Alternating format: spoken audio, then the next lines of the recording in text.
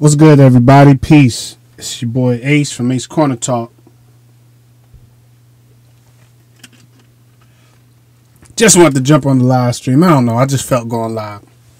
Let me see. It's 12:30.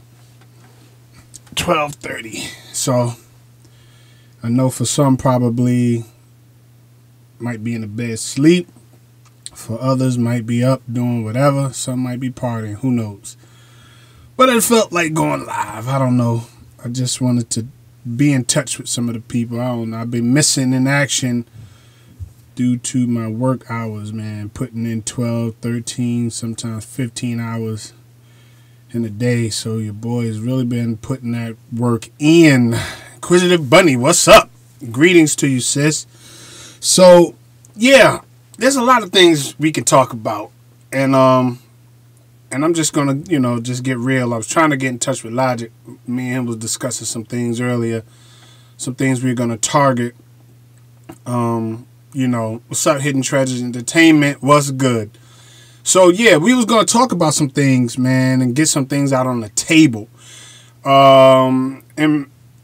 Impressed. What's good? One, much love to you. One thing I want to talk about. This has been all over social media, right? Check it.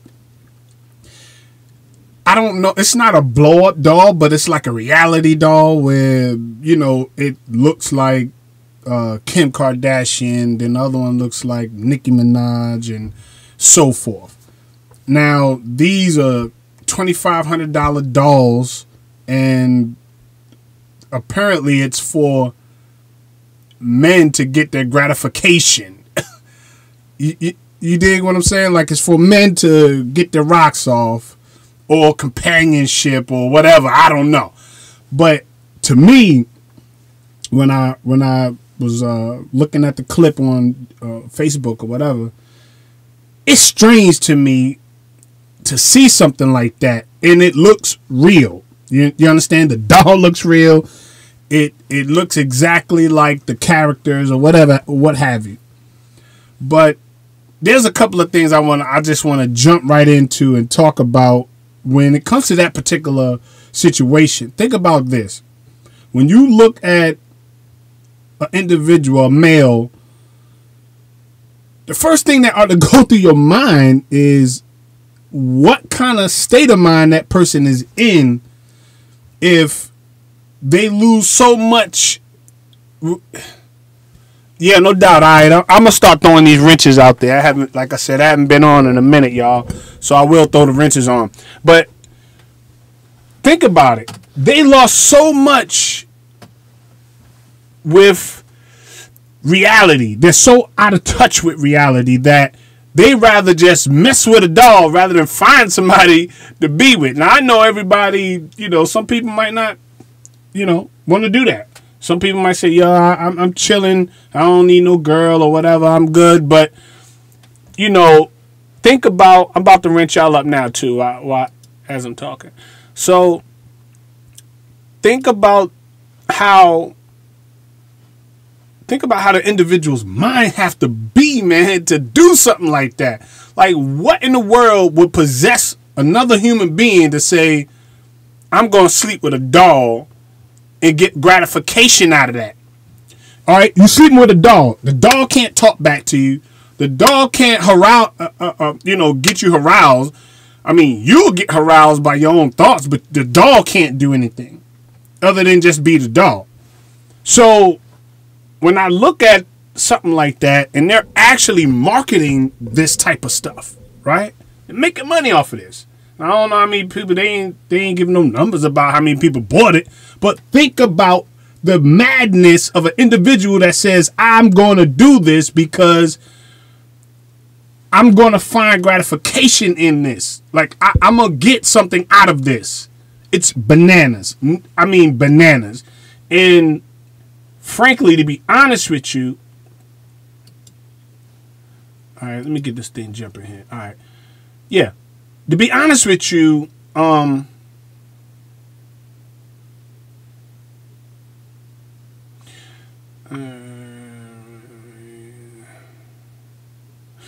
Yeah, that's crazy. So, Hidden Treasures Entertainment says, sickening. You know, what's even worse is I've read that scientists are trying to create a way to have kids with women robots. Yeah, it seems like they're trying to, it seems like now scientists and all kind of people, what they're trying to do is they're trying to beat or top or outdo themselves with what they did in the past. Okay, so they had the blow up dolls. You understand? So now what they're trying to do is they're trying to head to a virtual reality doll that's lifelike. Now they have robot dolls and all that. I mean, you know, I don't know who have purchased them, but they do have those type of sophisticated dolls out there, or robot dolls. But I don't know. I just threw it out there because it's crazy to me. If a person is in their right state of mind, what possesses them to not want to seek the affection from somebody that is real? You understand what I'm saying? Like when I looked at that, the first thing that came to my mind is that I thought that anybody that would entertain that would be a pervert. You understand? A child molester, they're sick in the head. Like all of those things jump out at me. It is nothing in that situation or equation that I can say, man, yeah, that's a good idea. Not one thing that impresses me. And to be honest with you, it's probably business people. It's probably people who you would never think would do something crazy like that. It's probably somebody who, you know, is working on you. Probably a doctor or somebody of importance. I mean, $2,500 or $2,400 doll. Just an average Joe ain't going out there spending no money on that. Especially nobody in the hood. Because it got to be a good dad. Nah. Ain't nobody in the hood just going to be like, yo, look, I'm going to go throw 24 in this real quick, you know, and I'm going to go do a little something. Nah, I beg to differ. It's probably going to be somebody that is, no doubt, I got you. It's probably going to be somebody that is going to have money, and then with having the money, they're going to have some screws missing. It's going to be something up there gone. We might not see it, but it's going to be gone. So I just threw that out there. I don't know. You just got to watch the state of mind of people that are out there tripping. You feel me? I want to show y'all something. Check it out. I made my sons for Christmas. I went out and bought them all this studio equipment. So now I'm going to have my kids opening up for me. Yeah. So they're going to open the live stream. You feel me? Nah, no doubt. So they're going to be opening up the live stream for me. Got their own DJ equipment. Got all that. They be down there rocking. All their little friends. Right beside it is the DJ booth with the mic. It's all padded up. Yeah, your boy been putting in that work, y'all. It's looking good. So I'm going to have my children opening up for me. You know, scratching and playing a little bit of this and that. And they be in the booth freestyling with the headphones on. All of it is top notch. Pioneer, Cores. I mean, everything is top notch stuff. So, yeah, I just want to share that with y'all. All right, now on my job, I'm gonna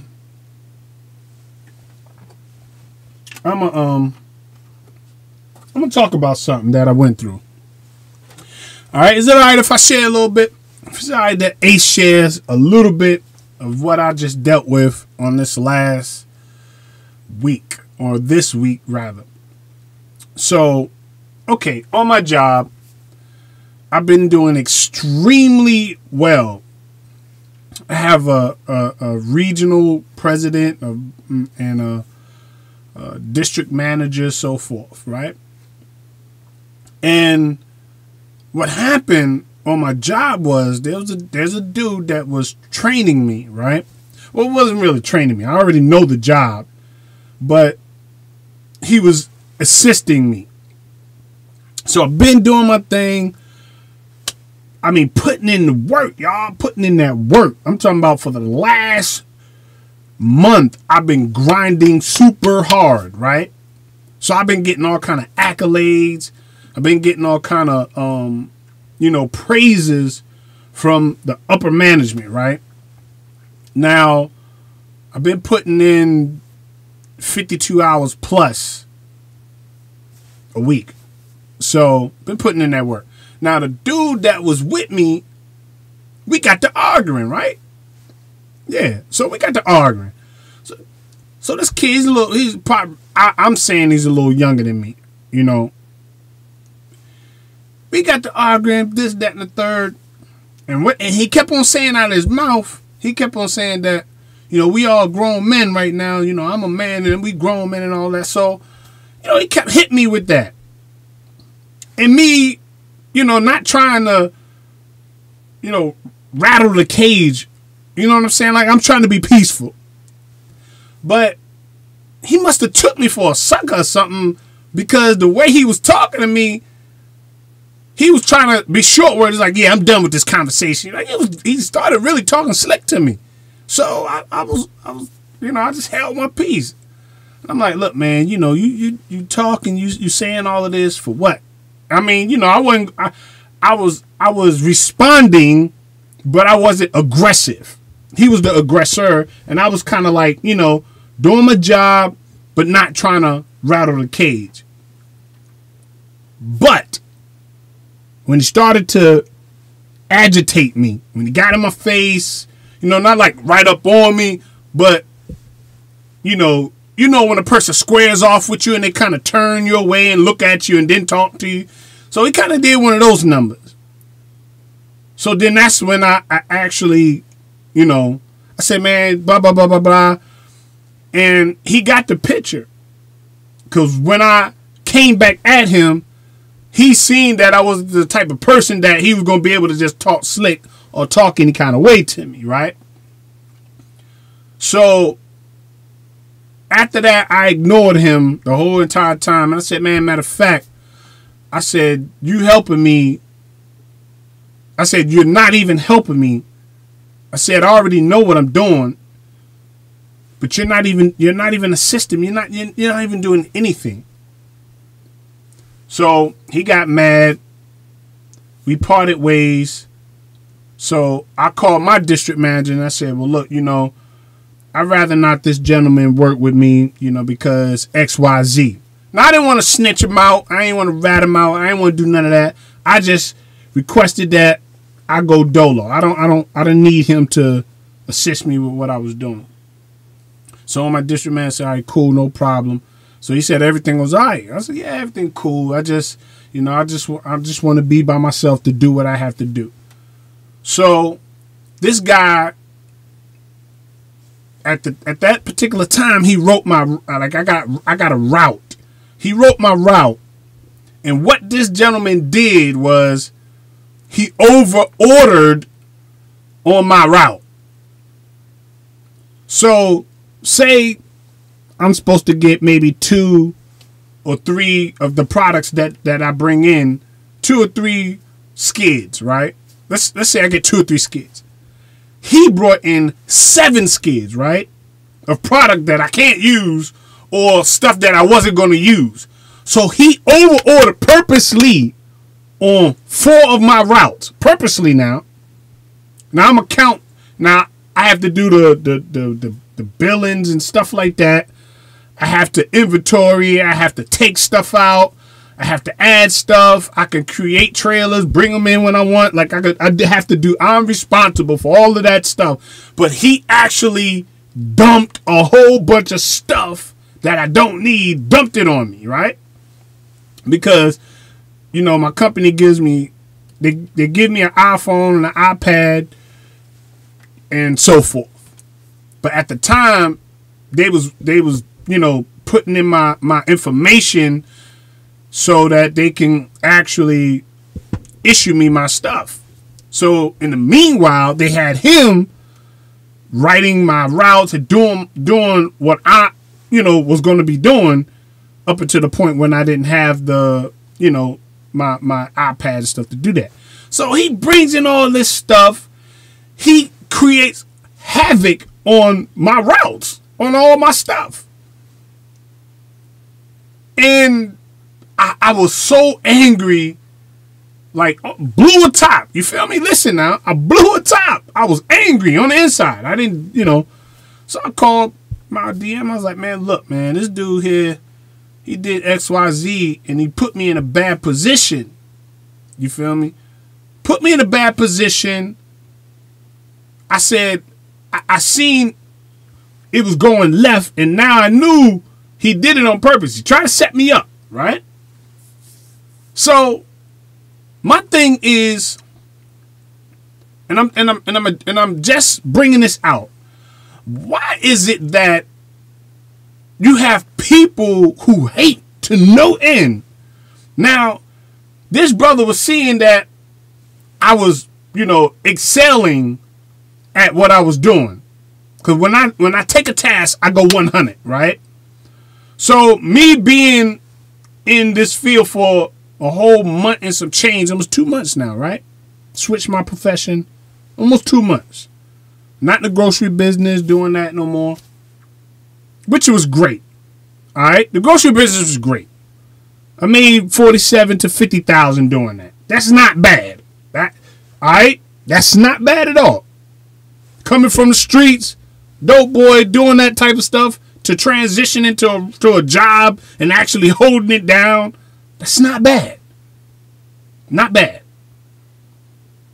But switch professions, leap of faith, did something you know what I'm saying? Doing something that I didn't think I could do. So here it is, this guy hating. I mean, hating on me. Hating on me. To the point where he tried to sabotage what I was doing because of the accolades I was getting from the other upper management and all of that. And I know that's what it was. You ever had that feeling, y'all, in the inside where you know something to be what it is? Like I had a feeling like, yeah, I know he tried to set me up. So he caused all this havoc. So I was supposed to be off today, right? It's Friday. I get 2 days off. I work 50 plus hours within 4 days.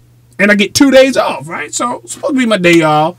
Supposed to be chilling with the queen, doing a few things. But I had to get up 4 this morning, go and deal with that situation, that mess he created. You understand? They said, well, look, do you want to come in? Blase, blase. I said, yeah, I'll come in. And so I went, did my thing, but it dawned on me, and this is life lessons. When you was in high school, middle school, yeah, people hate on you. Maybe your moms and your pops or whoever, maybe they bought you a little extra than some of the other kids. Maybe you had some Jordans or something that some of the other kids wasn't fortunate to have or whatever. You had that kind of hate, right? Y'all know that hate. Then jealousy, correct. Then you know how you might have had the girl that was decent, looked good or whatever. You had that hate. Then you got hate where you might have got good grades and then you got somebody hating on you. So we shouldn't be strangers to people hating on us, right? I mean, because it's there. It exists. We're not blind to the fact that people will hate on you to no end just because you are you. But in this situation, when I had to take a step back because I was angry, man. I was upset that this dude tried to sabotage me. And when he said he was from DC, right? He said I'm from Montgomery County. And right there, Montgomery County, Baltimore, they don't mix. All right? It just DC, Baltimore, that stuff, they don't mix. Those are yeah. So the first thing And that's true, Hidden Treasures Entertainment. That is true what you're saying. So I am looking at the comments, so I knew when he told me where he was from, I already knew that it was going to be something behind the scenes. So then I had to take a step back, y'all. Really, I had to take a step back because I knew that as angry as I was, if I would have got back in his presence, I would have pulled his card. I would have probably pulled his card, and whatever would have been said from that point just would have been said. I mean, I would have said what I had to say. Because I knew he tried to set me up. And what he tried to do was all of the work that I did that took me almost 2 weeks to correct. Now here it is. Veterans could not do what I did in a week and a half. Almost 2 weeks now. Veterans could not do that. So the district manager was telling me, he said, I'm very impressed that for you to be new to what you're doing, you came in and in a matter of a week, almost 2 weeks, you did what my senior vets didn't have the ability or could not do. I will not lie to you. I put my hand on either Bible if that was not said. But to be honest with you, I was scared to get the accolades, right? And I'm telling you this because I knew it would put a target on my back from the other people that was employed. I knew it. Once he started saying that stuff, and we had a big giant meeting, right? It was about 30 reps and all these different people. You feel me? So when they started, giving me accolades, the newer guy to the team, this, that, and the third, I was like, oh my God, man. He put me on the spot. And right then and there, I knew that it would be some type of hey, man. Oh, there we go. One of my lights wasn't on. All right. Right then and there, I knew it was going to be some drama. You feel me? Like I knew it was going to be some hate, man. I knew it. So here we go. So then here comes this situation.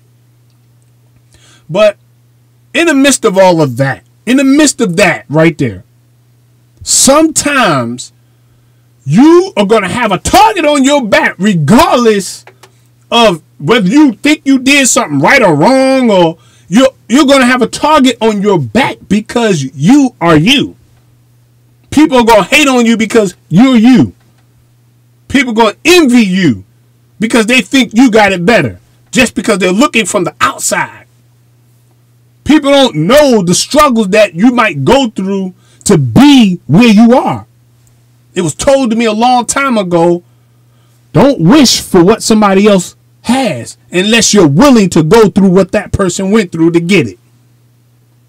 You feel me? Don't wish on what somebody else has had. Don't say, I wish I had what he got. Because you don't know what that person did to get what he got or she got. You gotta be careful.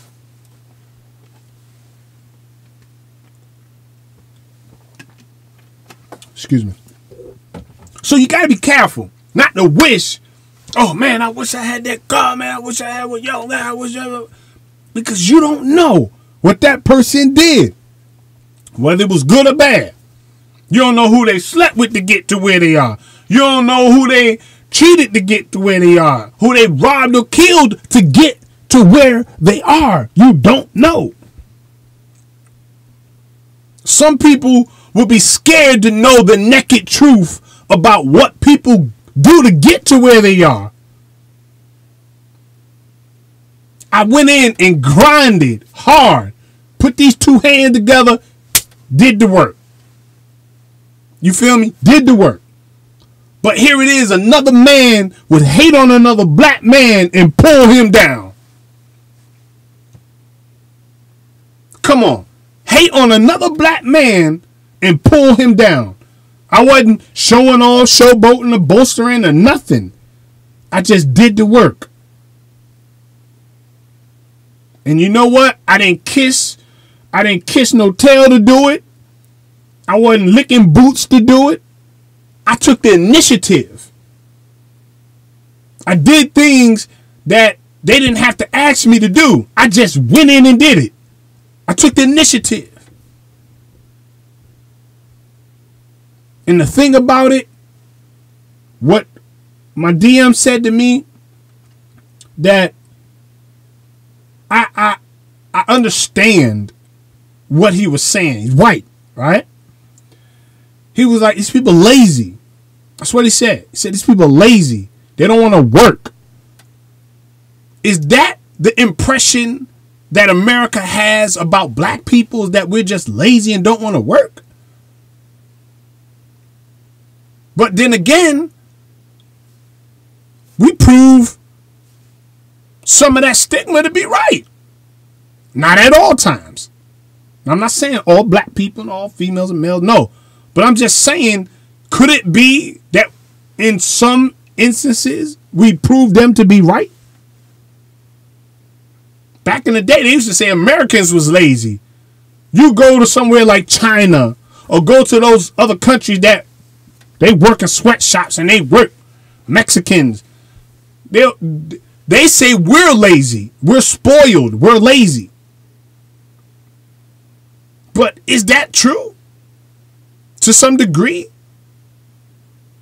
Because the way I see it, I went in and put that hard work in only for another brother to hate on me and try to sabotage what I did. I didn't do nothing to him.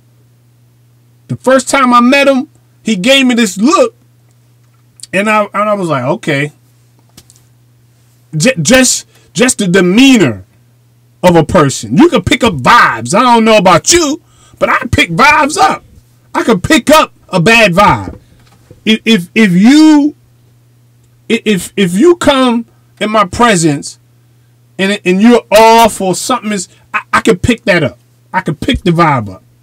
I'm good with that. I sense that type of stuff. So I could tell this brother vibe was off. He called and apologized for saying and acting the way he was. And my reply was, it's cool. I'm built for it. God be my witness. I said, it's cool. I'm built for it. I tried to play the hard role because once he showed me he was that type of person, I would never trust him. Never.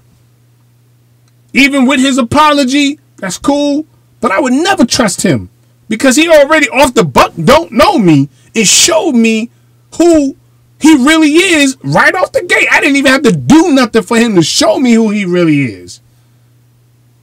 That's crazy. He just came right out the buck and showed me the type of dude he is. I can never trust him. Even with his apology, didn't even sound authentic or didn't even sound like he was, really giving that. It just sounded like he was just saying something to say it, but it didn't come off genuine. How about that? His apology didn't come off genuine. You feel me? Hidden Treasure said, yes, it's true to some degree. And in the other degree, it feels like they're overworked for underpay. And I agree with you. But I think to some degree, we're spoiled. I just believe to some degree we're spoiled. We're spoiled. If we had to work real hard for what, and there's people that do. Don't get me wrong. I don't want no backlash. You understand what I'm saying? I don't want the backlash. So I'm looking at it like this. A man that don't work, don't eat.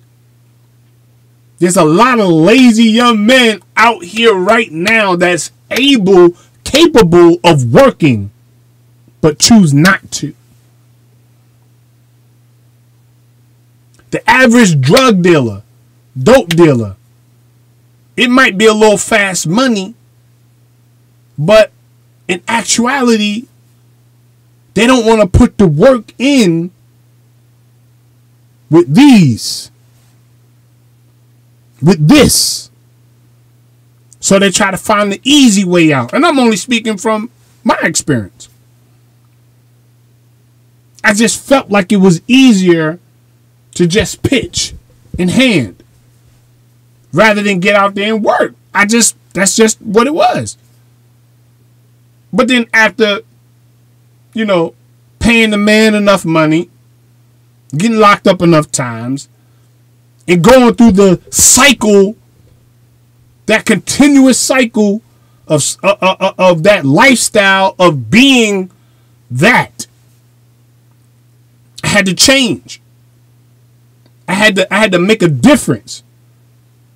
And once I did that, my life began to unravel to its true potential. See, I was living beyond I wasn't living up to my true potential.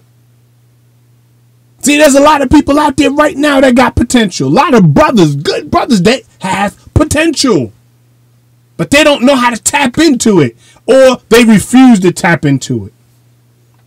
Because what happens is it holds responsibility. With all of that, it's responsibility. You feel me? It's responsibility when you find yourself, when you come into yourself. It's all of that is responsibility.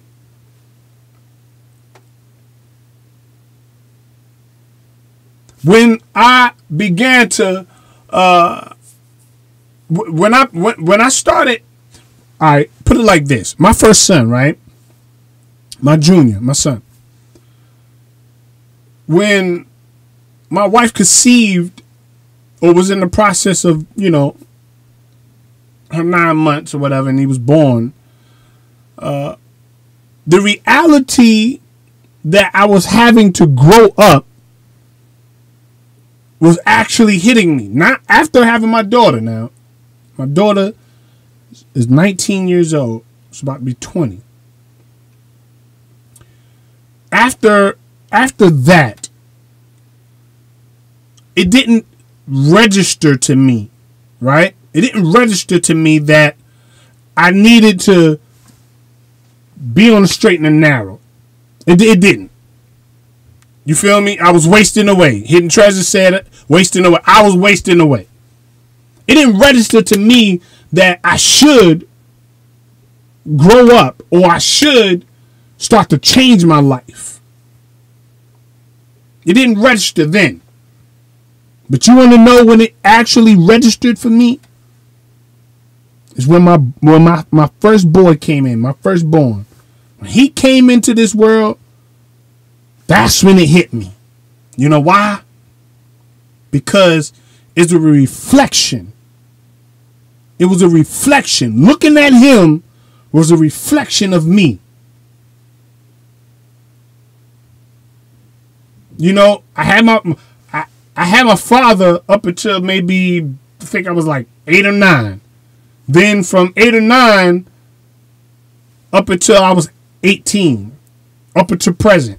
You feel me? So we got a decent relationship. But from about 8 or 9, around that time, up until 18, there was a gap. There was a gap in our relationship. There really wasn't a lot of communication. Only because I was not, and I'm not saying that, it couldn't have been a greater attempt on his part, but we wasn't in the same state. We was miles away, and it just wasn't no communication, period. But my son was a reflection of me. And what I did not want is for him to have the experience not to have me there. See, I said, well, and this is my thinking. I said, I'm not going to give my children, right, my boys, I'm not going to give them the excuse to use anything against me as a father to say, I'm in this place because of you. Because that's what I did. When I got locked up, as many times as I did, I blamed it on my father. I said he wasn't there to teach me how to do this or how to stay out of trouble. Now, getting older, in your teens, then, young adulthood. I should have been taking responsibility for myself. But not having him there caused me to have a different thought pattern. I said, no, it wasn't me, it was him, because he was not there. See, that's what we're dealing with right now. All of the young men that don't have fathers in their life right now, that's what we're dealing with. If there's not a strong presence in their life to kind of keep them from veering off, that's what it is. That's what we're dealing with. We're dealing with young men that don't have fathers in their life, and they don't know how to adjust with what they're doing to hold them own selves accountable for what they have done. So I blamed everybody. What if father ain't there? Mother always gone in the military. So I had issues. So when I was out there selling that dope, I was callous to anything that happened. When my man got killed, shot right in front of me, I was callous to that. Selling dope to older women. I'm in 17, 18 years old, selling to people that was in their 50s and 60s, and I lost touch of reality. I'm being real with y'all. You feel me? I lost touch of reality. The respect factor was not there. I didn't respect people like that. There was only a few that I had respect for. But not to veer too far off, but looking at this situation, that's what we're dealing with. I had to think about the young man. I'm not gonna keep saying young man because he could be in his 30s. I'm gonna have my 40th party, y'all.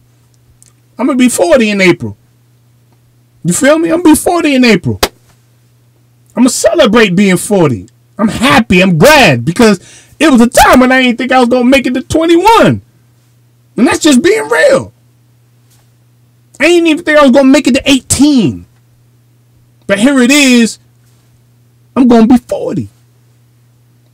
I'm celebrating my life. If God allows me to make it, I'm going to celebrate. And I'm going to be happy. You feel me? But that's what we're dealing with. I had to look at this dude and say, you know what? For him to be that way, it's something in his makeup along the way that he picked up or didn't get, or there's something there that would cause this dude to act like that to another individual. There's something in him that caused him to hate on me like that. I'm just saying. Envy, you don't pick up envy like when you envy somebody or you're jealous of what another person has. That's a trait that you pick up along the way. It's because you start inheriting different thoughts, different ways of looking at things. Because you don't have it, so you're going to hate on somebody else and be mad. Hey, Hidden Treasures, if you want to get into this live stream, let me know. Put it in the chat. I'll open that hangout real quick, and then I'll let you jump in, all right? So, yeah, just let me know. Anybody want to jump on the hangout, let me know, and I'll add you right into this live stream. So, when you look at it from that point of view, like I just did, I had to look and say, you know what? I'm not going to be a victim of this dude's mishap in his life. Whatever he went through in his life, I'm not going to be a victim of it. That's not my fault. You have not got the right medicine to correct what you're dealing with. I'm just being honest. This is how I got over it. This happened to me yesterday, or what's today? Day before yesterday, or yesterday, whatever. I had to look at it. This is where my mind is nowadays. I said, I can't be a victim of what he does not have in his life to make him who he should be. All that hating him, all of that hating on me, it's not something I just imagine. This is real. But I could not allow that to detour me or mess my stuff up, mess what I'm doing. I was working mad, breaking stuff. You understand what I'm saying? Like, it was affecting me because I knew what he did. Now, if we was on the streets and I didn't have the job, I probably, it would have been different. I got a temper. I know that, and I know that about me. Know yourself. I know that about me. I got a great temper. You feel me? There ain't too much you're gonna be able to do when we face to face. You ain't gonna be and it's like, that's just what it is. It's not too much you're gonna say. It's not too much you're gonna pop off at the mouth before something turn ugly. That's just being honest with you. But I know, that's why I kept my cool at the beginning of what was taking place, because I know who I am. And I know my temper. He don't know me. First time him meeting me. And this is how he was responding to me. So I had to kind of like take the back seat, put my pride aside, and let it float away, because I didn't know him. I didn't know if he was just going to dive on me or whatever the case is and mess my opportunity up with my new gig. You see what I'm saying? So I had to fall back so that situation didn't get crazy like it could have.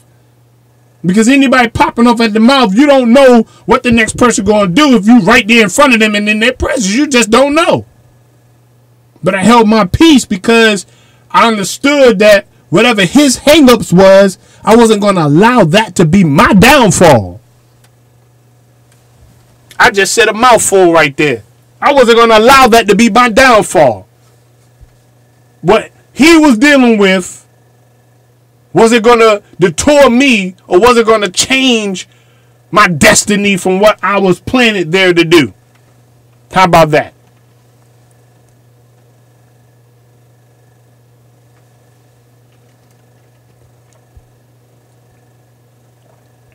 All right, no doubt. I'll just extend the offer. You feel me? So I'll put the offer out there. So I wasn't going to allow that to detour me from what I was doing. At that moment, yeah, it could have got real. It could have. If I wasn't thinking rationally, if I was not trying to, stay focused to some degree, it could have got ugly. And that's what happens in the streets. A lot of times, people lose focus and allow situations to go totally left. So I think because of my circumstances and where I was, it didn't get out of control because I was aware of what was going on. I was aware of where I was. I was aware of the moment. So I didn't let it slip and let myself get so out of control where something could have happened to that degree. Now, if he would have tried to put hands on me or harm me, that's a different story. We're talking about totally two different things if that happened, but it did not. So I had to be the adult, even when I felt like he was being childish. Now, this is somebody I never met before. When he got put with me, it was like, hey, how you doing? I'm X, Y, Z. Okay, blah, blah, blah, blah, blah, blah. Okay, let's get to work. I mean, when we look at these type of situations, right? I always, in some instances, I try to I try to equate that within my own personal life. What I've been through, how I handled things before. Like, I try to bring it in full circle so I won't make the wrong decisions. I mean, everything has to be quick when you're dealing with stuff that, you have to respond to. So, all of this was going on while I was trying to stay focused doing my work, while trying to maintain my composure from getting out of control. Because if it would have got ugly, the only thing they would have said was, you stupid. They would have looked at me. If I would have let it got so far out of control, they would have called me stupid. You blowing a $60,000+ job over a few words. That would have been, I would have been the stupid one. You feel me? I would have been the stupid one to allow that to happen. So I had to check myself because I understood. Here we go with this. Here we go with this nonsense. Here we go. But looking at all of this, this is what we're dealing with. This is what our neighborhoods are dealing with. This is what our society is dealing with. This is what YouTube is dealing with. Dealing with people that want to bring you into their world, their circle, to deal with their issues instead of handling their problems themselves. So just because I have not learned how to master what I'm going through, I'm going to dump my stuff on you and make you own it. I'm going to make you own my problems. See, that's what's happening today in this world. And all they get is a prescription and somebody to validate or co-sign their issues and problems. But nobody wanting to correct the problem. Nobody wanting to get down to the bottom of what is really ailing the average Joe out here. Here's this prescription. Here's this Vicodin. Here's XYZ. I'm going to turn you into a zombie. Now go out there and be productive doing nothing. That's what we're dealing with, people. That's what we are faced with. But I had to, in the past, right? This is probably before. I've been married 16 years, right? I got married on my birthday, so it'll be 17 years coming up, right? 17 years coming up. So before I got married, there was a lot of mistakes I made, right? A lot of things I did out there in the streets. There's a lot of things that if I could take back, I probably would. Only for the simple fact that some experiences you can avoid. Like just some things that you do, you can avoid some of the drama and trouble, you know? I would take some of it back because I only engaged or did it out of anger.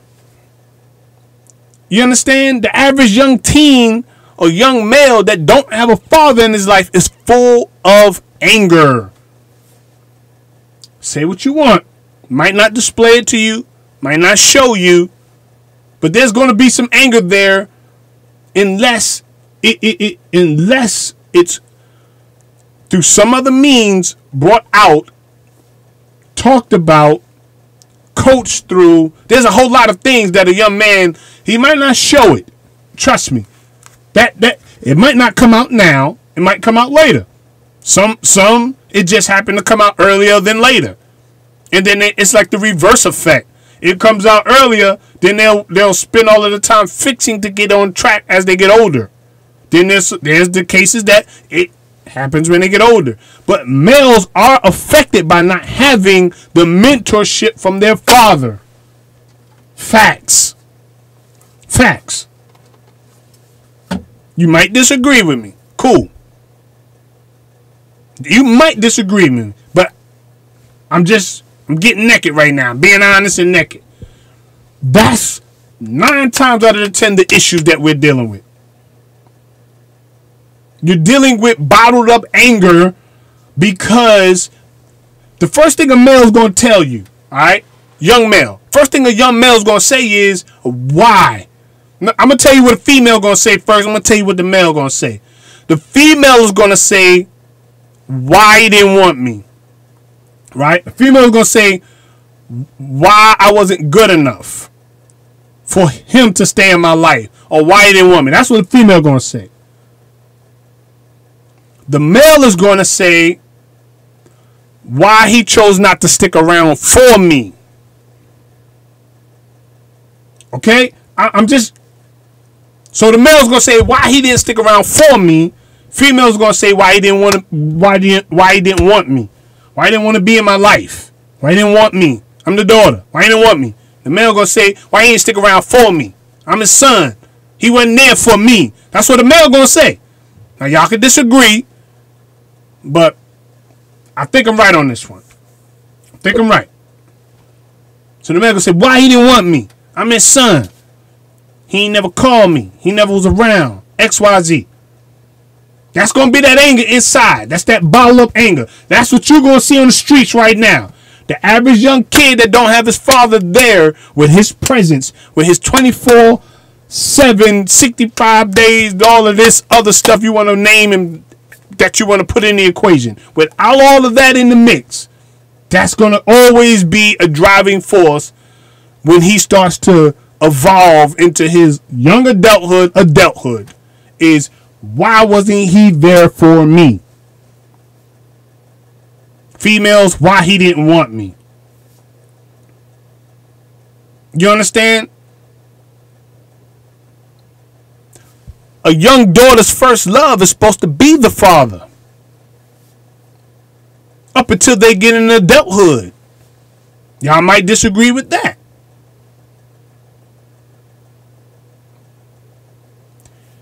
When we sit back and we co-sign a lot of the issues that are out here, instead of actually addressing them, we co-sign it. Sometimes you might even throw some fuel on the fire. Yeah, he wasn't no good. Yeah, he this, that, and the third. So you might even throw fuel on the fire, females. Sometimes. Don't hate me, but I'm just saying. Sometimes. You might even throw a little fuel on the fire. Now, I'm not talking about situations that you could not prevent.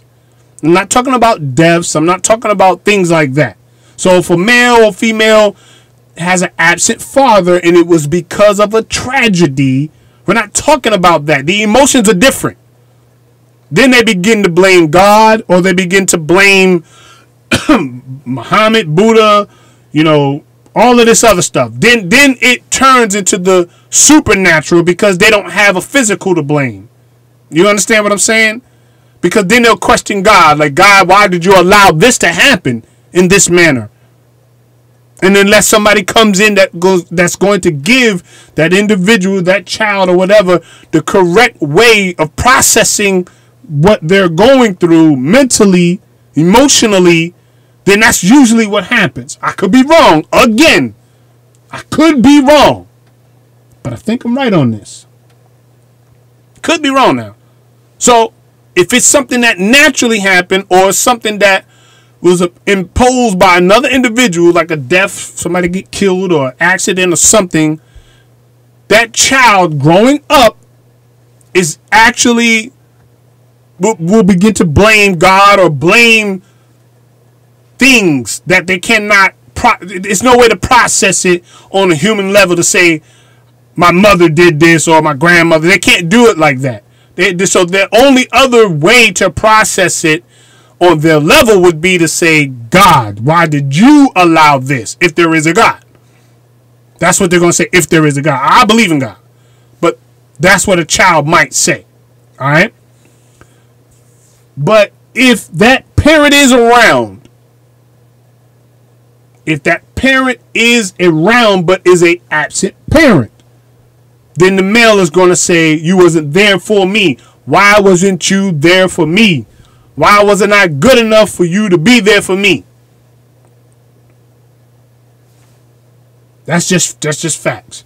But that's what we're dealing with on an average day-to-day basis. That's what we're dealing with out here in these streets. That's what we're dealing with in these households. See, some people don't understand that in some cases it might be easier to resolve or reconcile the differences between you and your spouse or your friend or your girlfriend or your wannabe girlfriend, or I dropped the ring down the sink but we still together for 5 years friend, whatever you want to call it. I don't know. I'm just saying. Whatever that is. Sometimes beyond the surface, getting down to the root of why the issues are occurring for y'all not to be together, to actually put the extra work into reconciling, keeping it together, might be for the best and might work out in the long run. There was issues that I had a long time ago when I was in my infant stage of my marriage. Every 5 minutes, I'm gone. Put my running shoes on. I'm out. You understand what I'm saying? Man, running from responsibility because, like I said, there was a gap missing in my life. So I didn't have my father for a long period of time, right? So in my case, it was always running. Every girl I messed with, the chicks I was dealing with, I would run. After I did what I did, beat them up, you know what I'm saying? I'm not talking about physically, not smacking them around, beat them up, you know what I mean? After I slept with them, been with them, or whatever, I kept it moving. And I would run from my responsibility, meaning not children, but what I'm saying, meaning I didn't want to commit to a relationship. That's what I mean by responsibility. All right. Somebody gonna chop this up and try to make a live stream. Yeah, he ran from all his kids. He got 1,000 of them. Nah, nigga, you ain't. Nope, ain't no fair use over here, nigga. Nope. I ain't talking about I got a lot of kids out there. All my kids are accounted for. They all know who I am, and then vice versa. And they live with me, so there ain't none of that foolishness. But what I'm trying to say is, if I did not correct my behavior in my relationship with my spouse, see, because a lot of times people point the finger, but never allow the finger to be pointed. It's like this. People say when you point your finger, there's always 3 pointing back at you, right? The analogy. When you point your finger at somebody, there's always 3 fingers that are pointing back at you. So every time I would point my finger, you so-and-so and this, that, so-and-so, I never took the time to realize that, yes, there's 3 pointing back at me. So half of the time it was my issues. It was my issues I was imposing on my wife. This is where manipulation come in. People that know how to manipulate people, what they do is, if they're the issue, somehow or another, they'll make it like you're the issue. That's where that manipulation come in. You're the fault. You're the blame. You did it. But never once taking accountability for themselves. You feel me? Never taking that accountability that you just might be the problem. But it always got to be somebody else. See, this grown-up talk tonight. When you take responsibility for what you did in your actions, then only can you be open for discussion on how to fix it. When a person is in that blame stage, you did it, you're never going to reach them. Only accountability and owning up to what you did, then from that particular point will you be able to reconcile or resolve issues. Because now you're open to receiving the other half of what could be the issue. Because just like you got an issue, somebody else looking at you and saying, oh, I know what the problem is. It's you. But it goes back and forth. So like I was saying, some parents, they have children. And what they do is they'll try everything they can but resolving the true issue behind what is really going on. And sometimes it could be just as simple as anything. It could be very simple, but you complicate it by not owning up to it. It could be the simplest thing, but you complicate it with all of this other drama, all this other madness, and then what happens is, I want a divorce. Oh, I don't want to be with you no more. Oh, I'm leaving you. You see what I'm saying? All of these different things occur out of the one situation, all because there was a little bit of pride there. Nobody didn't want to, soak up the pride. Nobody didn't want to, you understand? Like, That's a lot of what the issue is. And Hidden Treasure says, I need healing.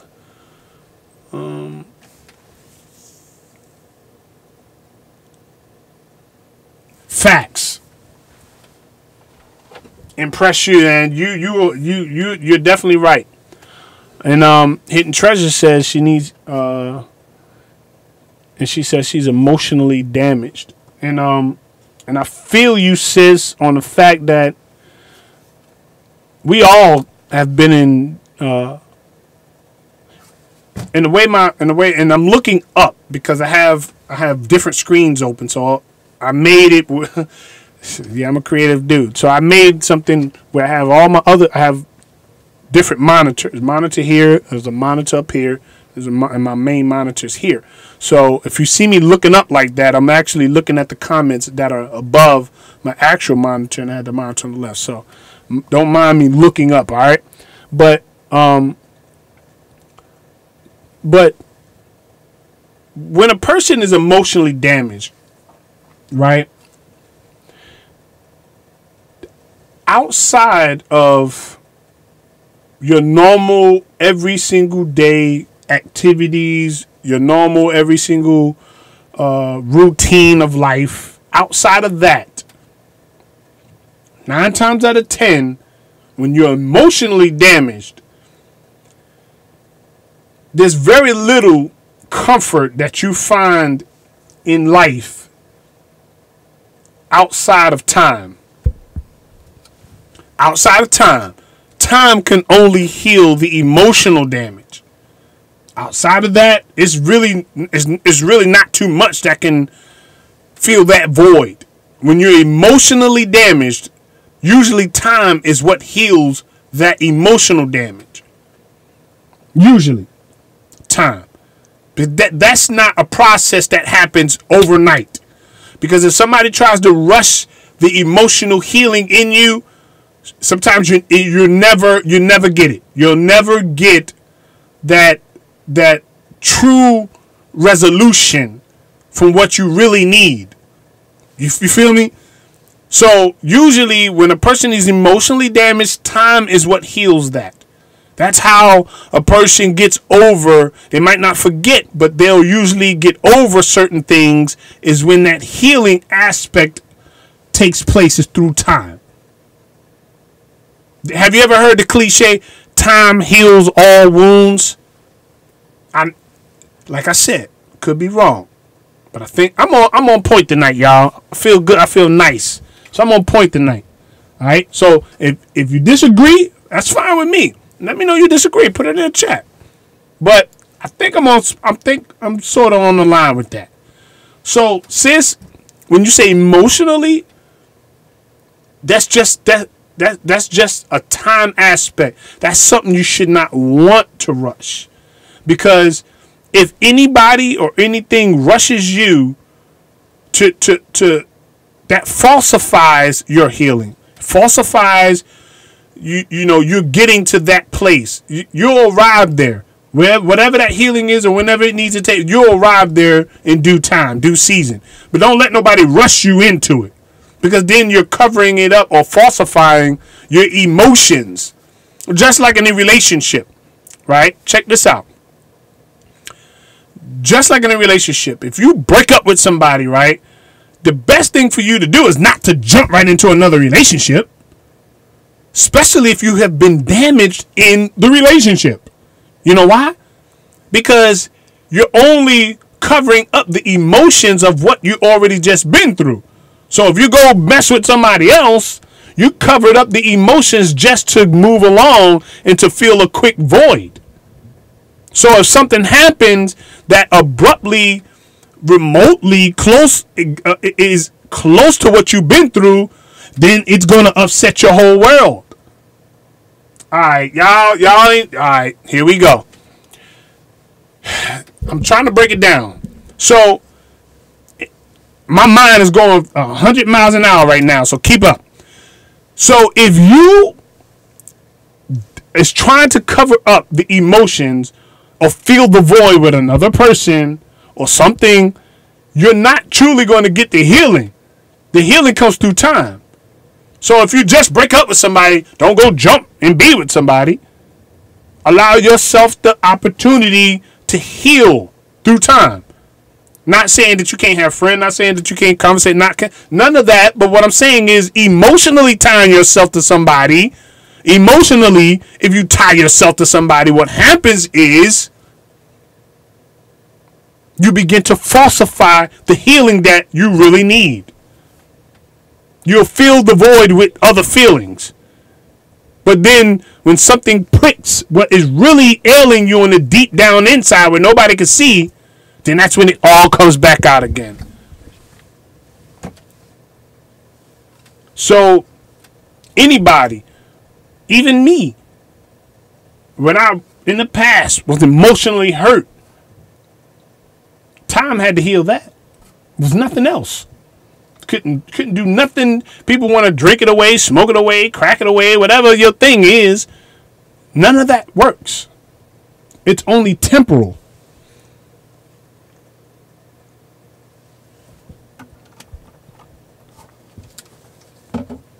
It's only a temporal emotional gratification. That's all it is.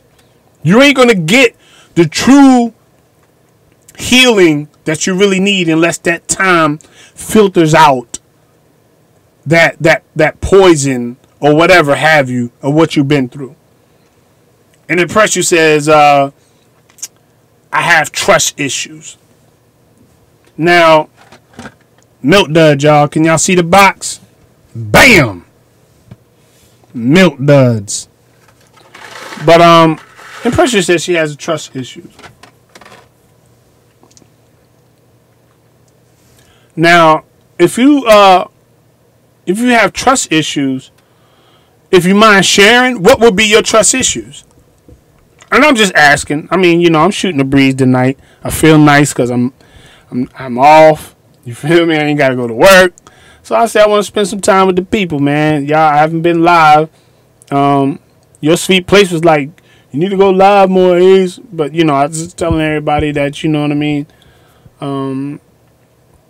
that I've been working. So in person, she says meditation helps. It definitely does. Meditation is one of the biggest things you can do. Meditate and seek spiritual healing. But then again, it all results back to there is no quick way or there is no quick process to it. It is no quick way. You have to allow the time to filter out the emotional side of it and the emotions within. Trusting a man. Okay, now when you say trusting a man, what in what aspect? From cheating, from abuse? I mean, there's a whole lot of different things that trust. There's a whole lot of umbrellas trust falls in. You feel me? Salute, PB James. Salute. So there's a whole lot of things that trust falls under. Used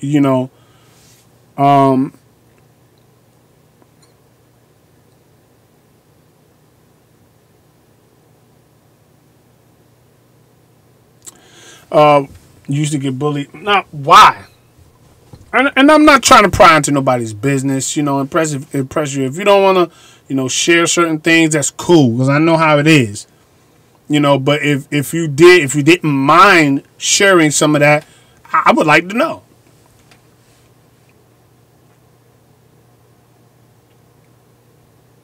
So, what is it about you that people found it easy to want to use you as a target? What did people see in you that they say I'm gonna bully, I'm gonna talk about, I'm gonna bother? What would it have been that you've drawn that type of attention, if you don't mind me asking? Because some things are personal. Some people don't like sharing things that have greatly affected them, and I understand that. So I try to be, you know, when I talk to people, I try to be, you know, sensitive to certain things. So if that's something that you don't want to share, that's cool. And I appreciate you sharing as much as you did. Because I'll be real with you. I dealt with the same thing. I used to fight fist to cuff. You understand? When I was in middle school and high school, man, I stayed fighting. Well, my mom would go on tours. She was in the military 27 years, right? When she would go on tours, I would have to stay with my grandmother. But, you know, my grandmother, she didn't play. She was old school. My grandmother passed away when she was 96 years old. But, you know, with her, she would be like, no, we going to a shoe show and pay for less and all that type of stuff, and we going to get you some shoes. So it wasn't like I can go get the Jordans and Nikes and all that. She gave me get some cheap stuff. And then she'll hit me with a story like, yeah, you know, I used to have to walk 10 miles to school with no shoes on and all that kind of stuff. You know what I mean? Old school. So I would go to school and kids would joke me, you know, you got them plastic shoes on.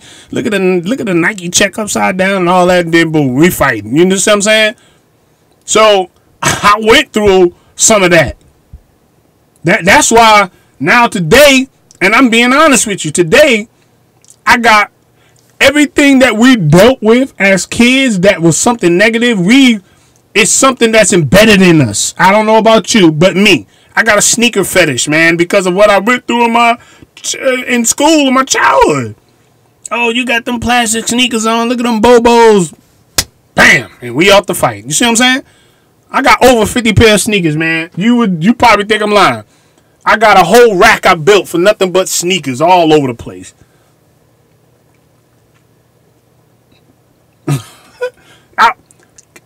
If I told you how much I spent on my sneakers, you'd probably be like, man, dude, you spend that much on sneakers?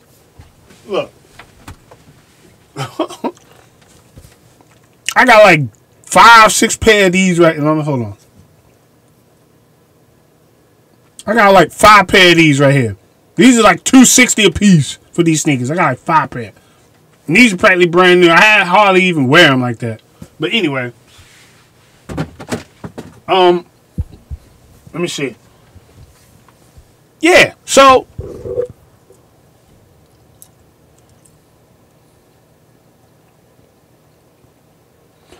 she says I was very active and talented dancer in school. I was naive to think that everybody enjoyed life as much as I did.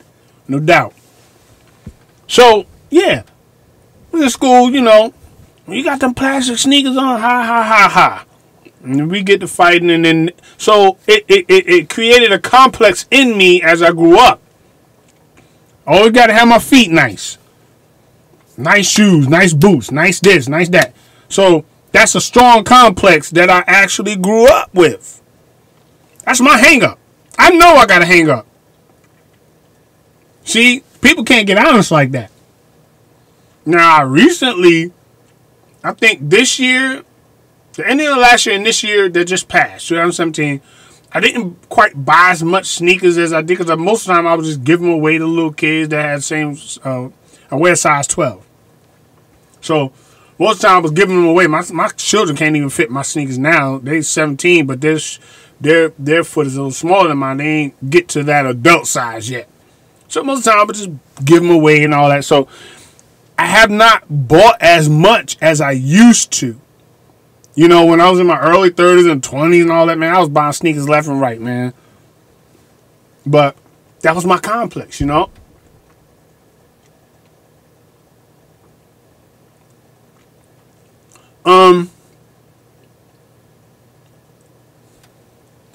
Well, the caramel in this milk dub, boy, all in my teeth. But, so everybody has something that they deal with as they get older that was a negative or a complex or something that affected them in their, earlier years. So Hidden Treasures Entertainment and More says, life is what, hold on, my heart gets me in trouble. And then she says, impressed, life is what we make it. So you say your heart gets you in trouble. I think that the majority of people want to do the right thing, want to respond the right way, but due to how people treat and have misused our kindness, we have gotten callous. Our heart has gotten hardened to anything or anybody that would actually be in a position or the need to need us. You see what I'm saying? I think that the more abuse we take, the more guarded we have became, or we become, excuse me. The more guarded, the more safeguard we make ourselves. Like, the more pain you go through in life, the more things people do, you safeguard yourself. You feel me?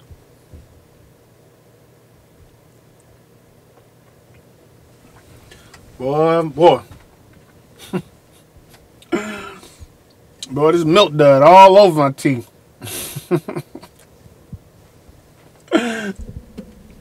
But the more safeguard you are in life, right? Now, as you progress, as you begin to let certain emotions go, you begin to filter through all of that, all of that junk and garbage. I'm the type of person, see, a lot of people, they'll get mad with a person like me, right? Let me see something. Hold on real quick. Nope, I can't do it like that. Hold on. Say, hold on. Come on. So, a person like me, so people will get mad because certain things that get other people mad don't get me mad. See, it takes a lot to get me mad. All right, hold on.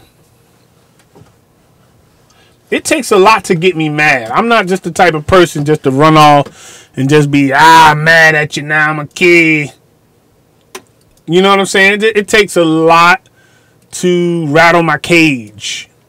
It takes a lot to get me mad.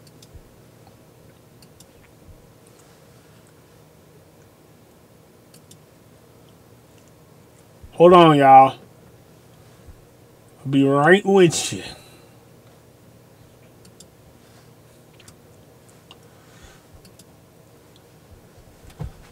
All right. I gotta take a break real quick.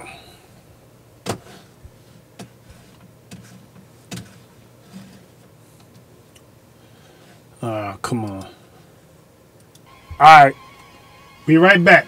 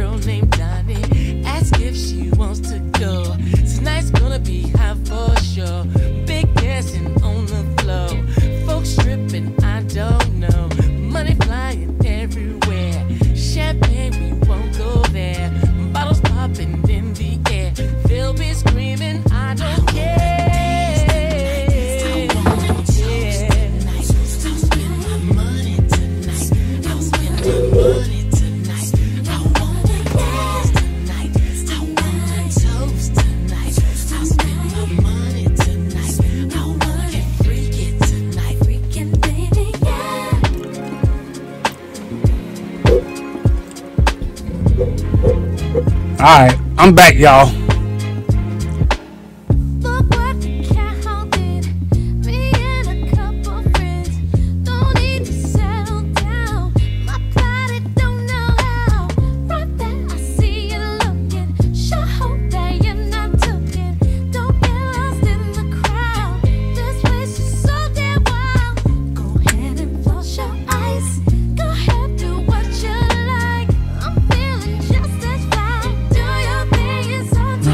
my days tonight.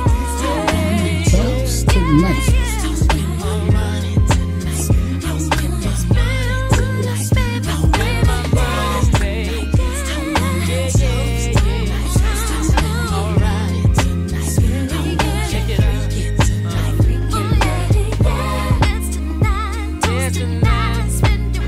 Spend my money.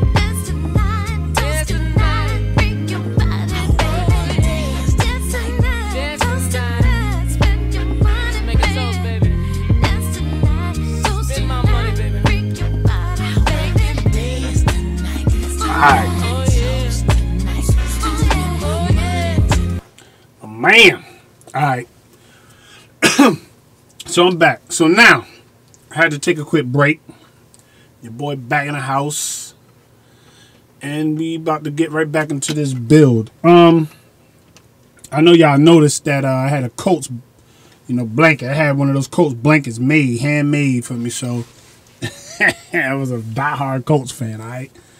But they for the last couple of years been tripping, so I let them go. Sometimes you gotta cut the strings, y'all. You gotta cut them like this. You gotta cut the strings sometimes. I mean, it's just the way life is.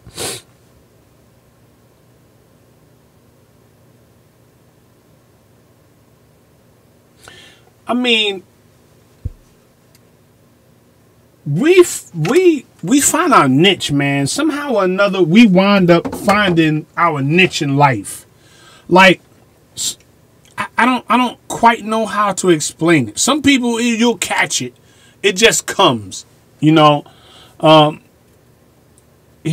treasures, when certain things we experience, there are going to be things that you experience that is meant to teach you lessons, right? And you know this. There are going to be things that's meant to teach you a lesson. Then there's going to be things that happen that it's going to be almost to the reversed effect. It's not only just going to be a lesson, it's going to be the reverse of it. When you suffer a certain trial or a certain particular thing you go through, if it's traumatic enough, if it's damaging enough, it puts a certain fear in you, right? And this is just only my thought, my belief. You might not believe it, or you might not even agree with me, but it actually puts a certain fear in you. If it's traumatic enough, if it's damaging enough, it becomes a fear. See, it switches from the actual act of whatever it was, then it turns into a fear. So, and I said all of that to say that does not go anywhere. That kind of like sticks with you, right? That particular thing, whatever you want to label that, whatever that is, that sticks with you. It's hard for you to shake that, because it was so traumatic that it doesn't reverse itself. Now, I know it probably will, and we'll get to that. But just like you said, trusting men, right? When you made a comment, trusting men is an issue. There had to be something that had happened to you that was so traumatic that it put a fear in you. So now that fear is trusting men, right? I mean, come on. You get, if I'm along the lines of being right, just put true into the chat. Put a thumbs up or something. And then while you at it, y'all press the like button, all right? While you at it. Hit them likes. So, with that being said, that fear, that trusting men or whatever became a fear, because the detriment of what it was that happened to you turned into your fears.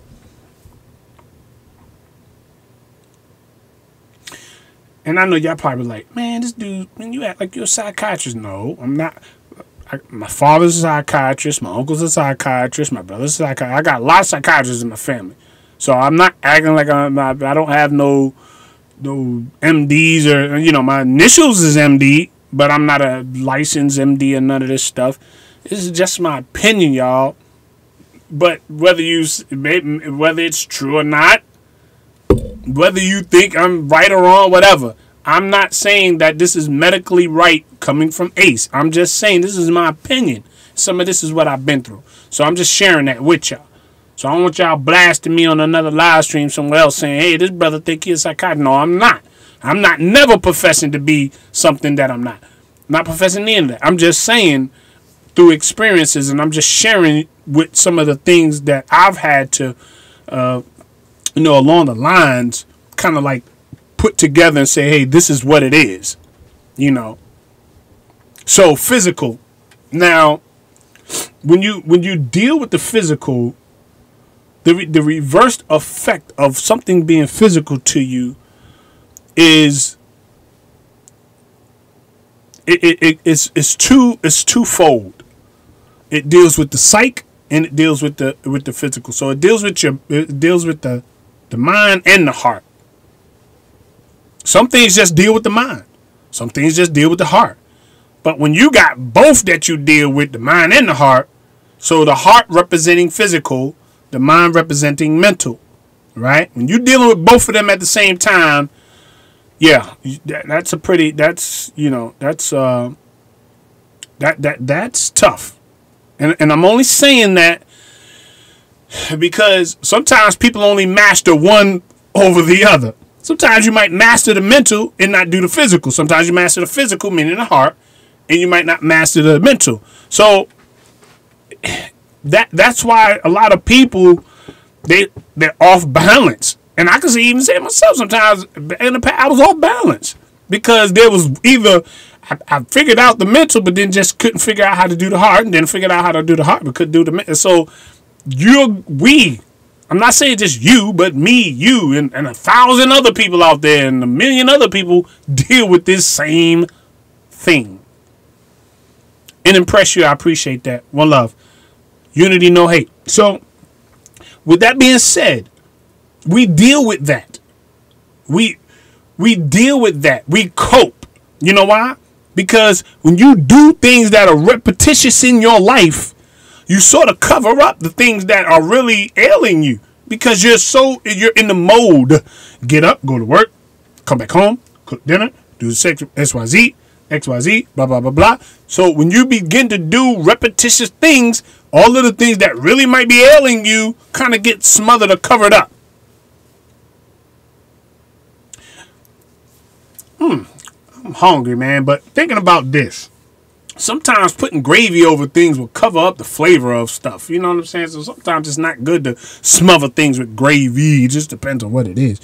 But sometimes you want to savor the flavor, right? You know, I mean, say you got some rice and beans or rice or something. You want to savor the flavor. Sometimes you just don't cover it up with gravy. Sometimes you might want to put the gravy on the side. But I'm only saying that to say us experience things and we cover it up with emotions, right? Cover it up with everyday emotions. We cover it up with all this stuff that we do. But then there's that still moment in time when it comes out. Might catch you off guard. It might be a song, or it might be something played, or it might be something that kind of throws you off guard and touches that spot. That one spot in us that we safeguard, that nobody can get to. You got it, I got it, and everybody got one of those particular places in you that you don't let nobody get to. You kind of hide that. You see what I'm saying? You kind of hide that.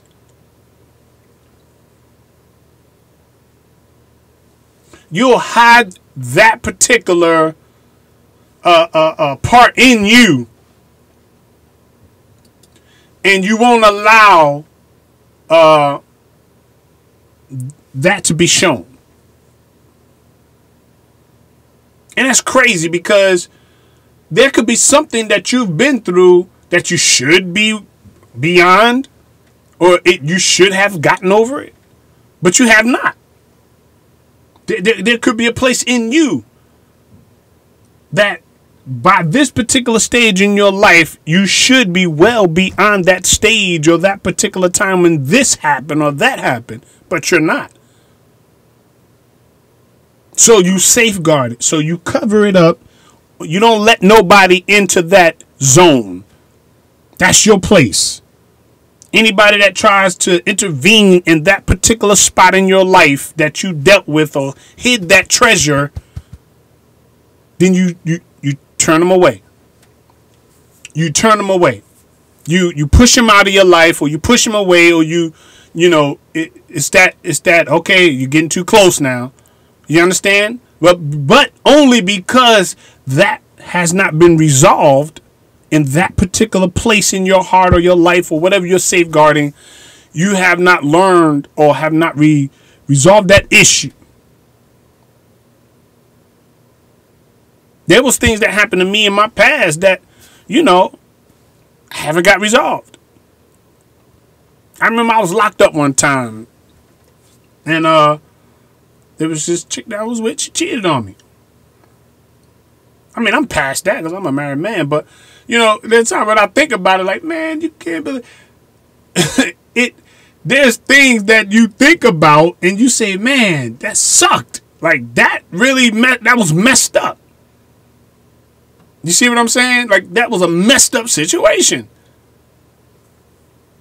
But if life wasn't the way it is now, if I didn't have a good life or whatever, then I probably would be like, yo, you know what? That was, you know what I'm saying? Like, that probably would be a fear. If something happened, I got locked up, I would know that you wouldn't be there for me. The first thing I would say is, shoot, you love me, you gonna be there for me, but you couldn't do it when I was locked up. And actually, at that time, it was only like a couple of months. It wasn't even like I was locked up for 10, 20 years. You can't expect somebody to hold something down for you for 10, 20 years. That's stupid.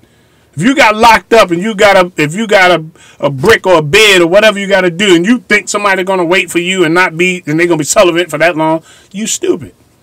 And if somebody even pitched that to you to believe, you're stupid to believe that. You feel me? So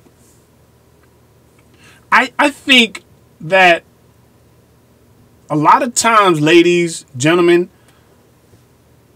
our emotions now, see, back in the day, we used to safeguard our emotions and it was cool.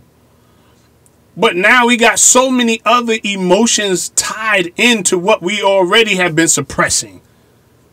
The economy, what we're dealing with, the madness around the world, the president, like, we got so many different things we're dealing with now on an everyday basis, right along with what we already suppressed. All of that we're dealing with.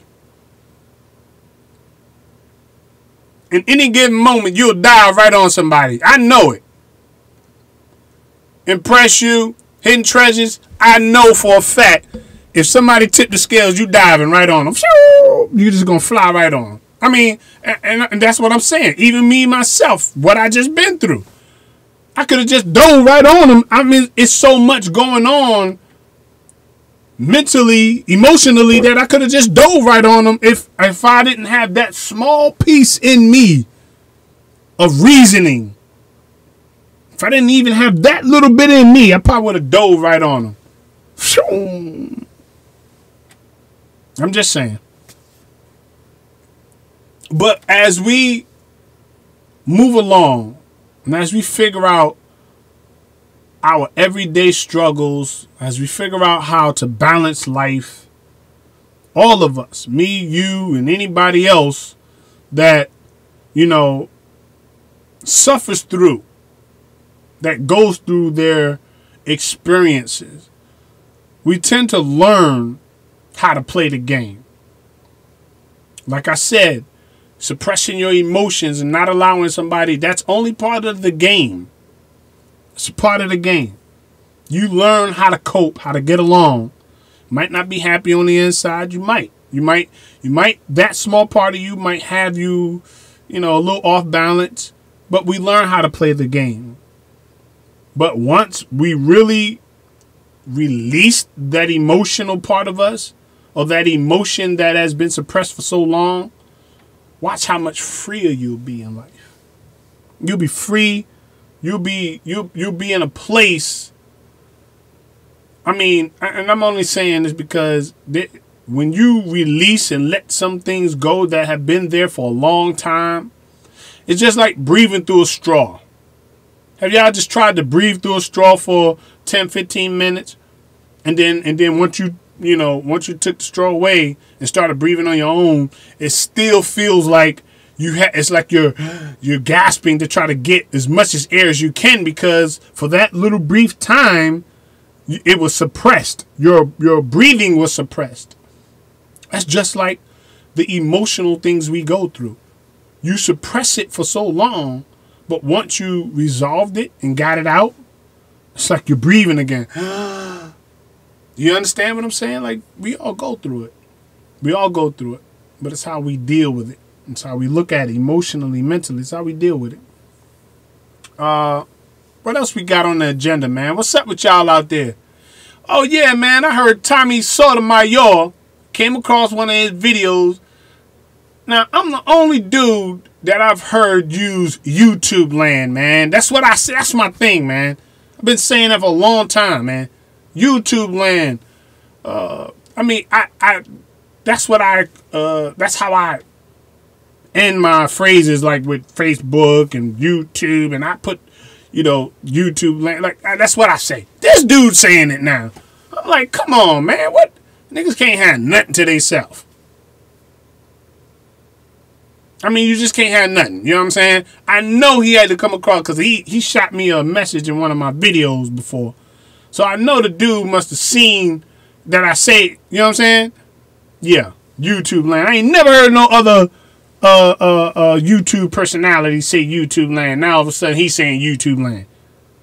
Suck, nigga. But anyway, I digress. I digress. I'm not even worried about it.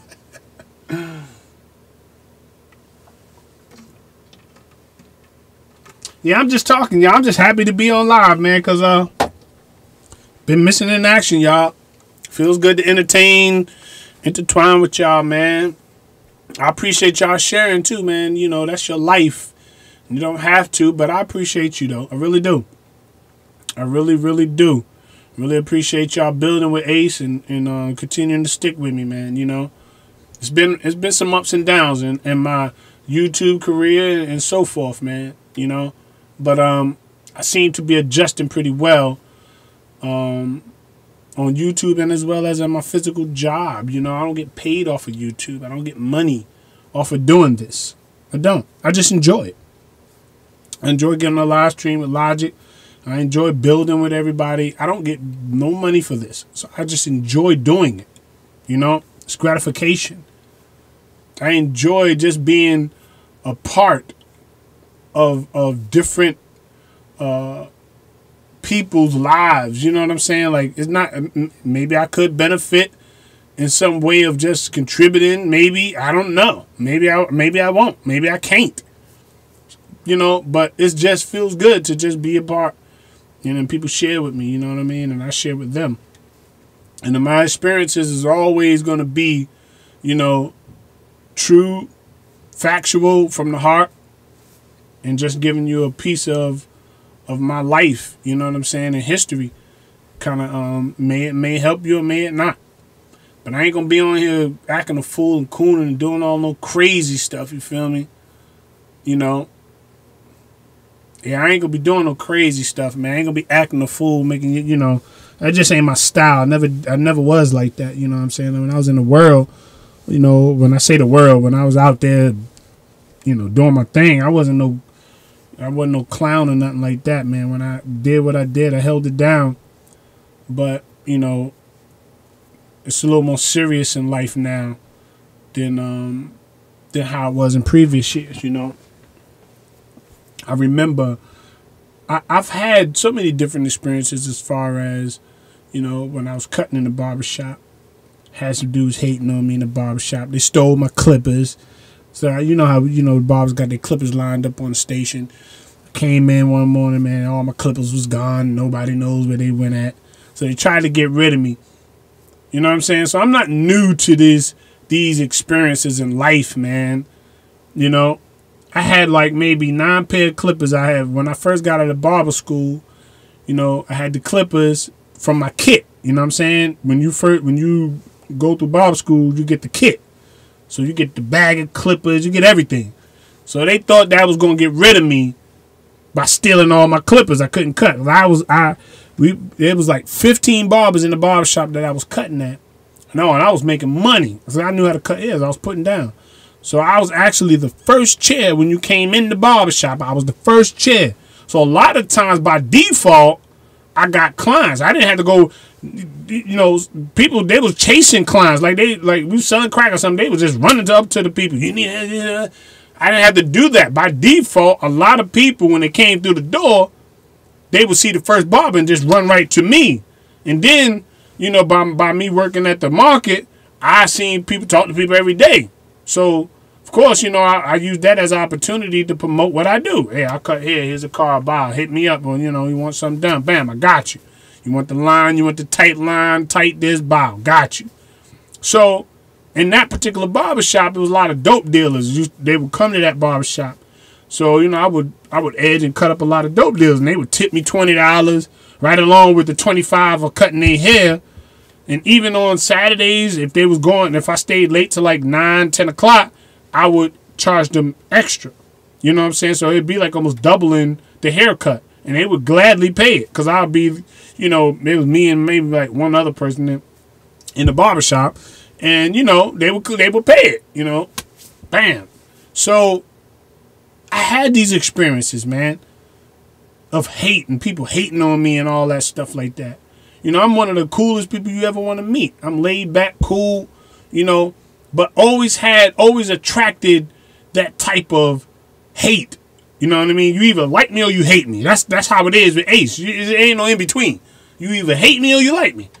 But I always attracted from the opposite sex, not the opposite sex, but from male. I attracted that hate. Like, niggas hate on me. You know what I'm saying? Like, not that I promote it or flashy or do anything for you too. God forbid if I get $1 million right now, you know what I'm saying? Oh, man, I would have to wear a bulletproof vest, bulletproof helmet, and everything else you could think about. Yes, little old me. That's how much hate comes my direction. But, you know, they stole my clippers trying to get rid of me. So I went back to the barber school that I graduated from. And for half price, they gave me all of the clippers back. So Team Ace won in that particular situation. See, I got Ace printed on my... You see that right there? See that Ace right there? That was when I was 16 years old, man. I had the name Ace. That's what they called me when I was 16. Right? You see that? That tattoo right there? Anyway, but so I've experienced that, man. You know, when I was 16, I had my first car. I was working at Taco Bell, and I worked and bought me for $1,300. I bought me a car. Always been savvy with the mind, always been like an entrepreneur type person. Like when it came to stuff, I always, bam, I was on it. So I was 16, had my license and all that. Bought my own car. I was always independent in that, like that. Always independent. Always had an independent thinking mind. I'm gonna go get it. I'm gonna go do it. This is how, bam. And I know I might be all over the place, y'all, but I'm just feel good. So, you know, it's just what it is. But if I could teach my 4 boys anything, right? This is what I want to teach them. Don't sit back and wait on anybody to do anything for you. There's nothing given to you. If I haven't learned anything from my parents and grandparents or whatever, is that you got to be the go-getter. There's a statement: the early bird gets the worm. It might seem childish or elementary, but it's actually true. Just by being in the right place at the right time, you can move along in life. See what I'm saying? I mean, I got to wake up real early in the morning to be to work on time when I actually don't have to drive as long as I drive. But I chose to do that because I'm helping out a DM. And then just by me thinking that way, it probably will benefit me in the longer run in some way, shape, form, or fashion. At my former job, I remember telling the DM, the super, I told him that I'm coming for his job. I said, I want to be where you are. I want your, that's the confidence I had. Man, his eyes got big as quarter pieces. Like, he looked at me, but I was dead serious. I was like, I want your job. I want to do what you doing. And if my mouth wasn't as slick as it was, and if I didn't have that temper, I probably would have been where he was. But, you know, time heals all of that. You know what I'm saying? So I had to fall back off of the way I was, aggressive with my mouth and talking slick and doing things, threatening people. I used to get in, like, you know, I was in charge of a night crew. So I had maybe 5 to 7 people a night to be in charge of, right? So, you know, I asked people to do things, and no matter how nice I tried to be, they would always give me issues. No, I don't want to do that. So, you know, they get the problem, I get the problem. All right, let's go to the parking lot. So they talking tough Tony. Oh, we gonna do so, blah, blah, blah, blah, blah. And then they'll go and tell the boss on me, and then I get in trouble. But just a couple of hours ago, you was talking slick about what you gonna do. You gonna slam me. You gonna do this and do that. But then in the morning time come, I wouldn't even say nothing about the issue. I just, you know, that's just what it was. They go run and tell the boss when they was popping more than I was. See, that's the type of stuff people do. They'll bait you in, talk all that, and then go run to the man. I tell you, man. Boy, people are something else. No doubt impress you. It helps to hear perspectives of life and experiences. No doubt, man. I just love to share, you know, whatever I've been through. If it can help anybody, I try to do what I do, you know. You know what I mean?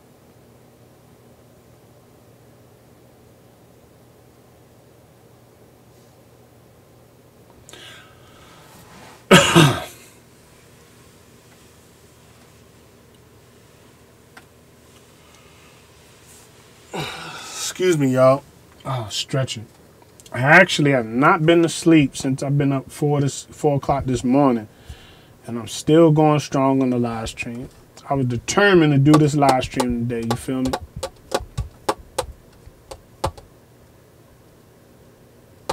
I was determined to do this live stream.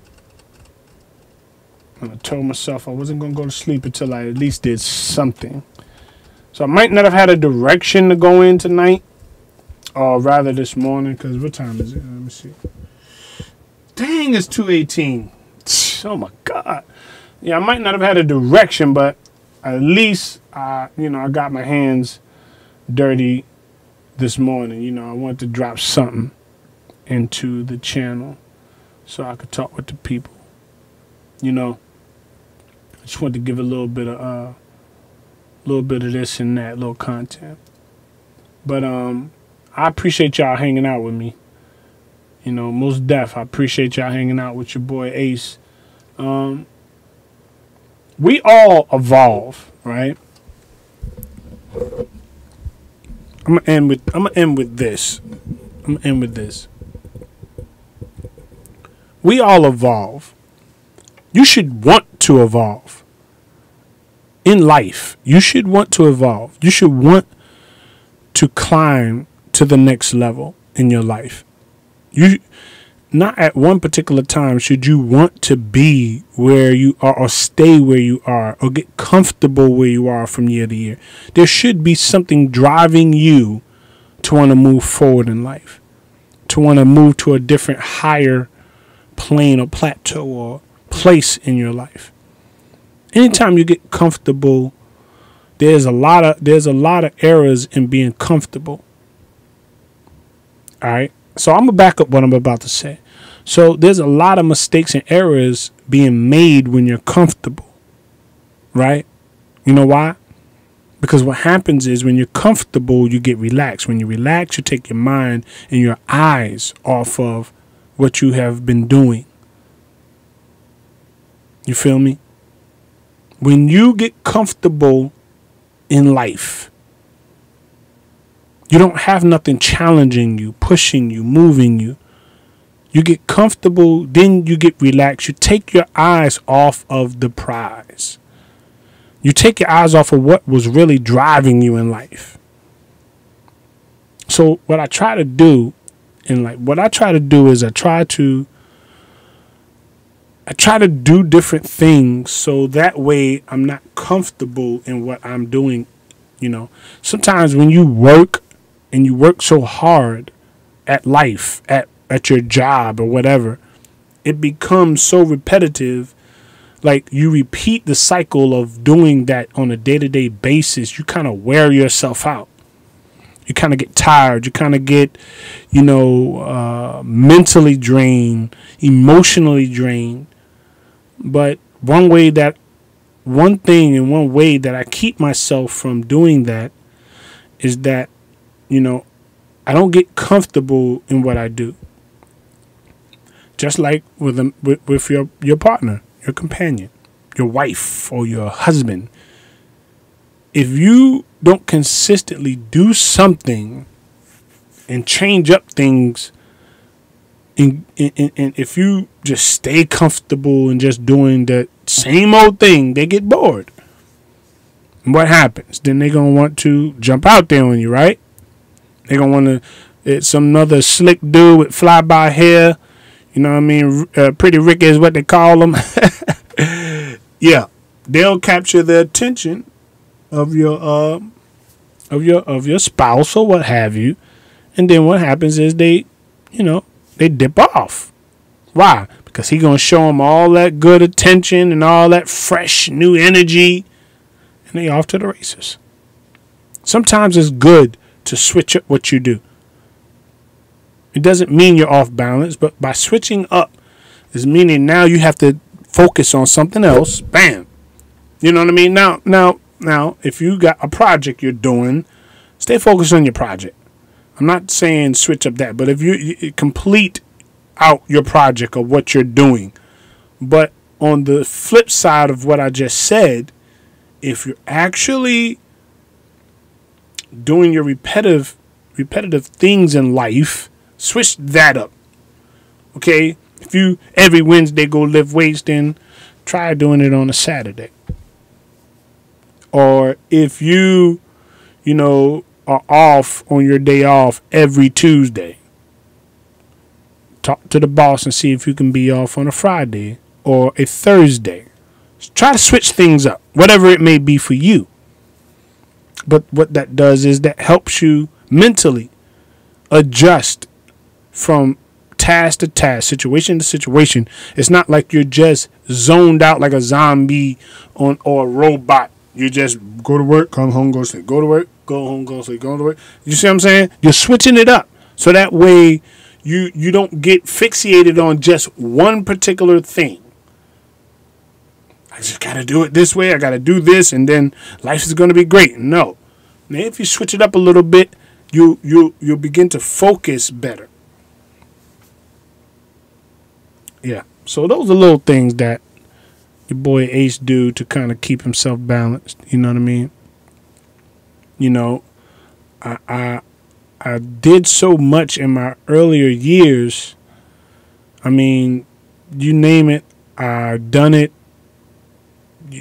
Build it, cut head, build things. I mean, I did a lot of things. So by having that experience, I'm able to share that with my kids, my sons. I'm able to share a lot of that with my sons, showing them and giving them some of the blueprints and tools that they can utilize to help them in life.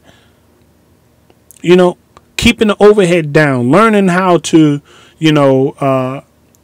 be a carpenter, even if he took a trade or small trade in that area, then that keeps the overhead down for having to call somebody. If you have time, having to call somebody to do the work if you know how to do it.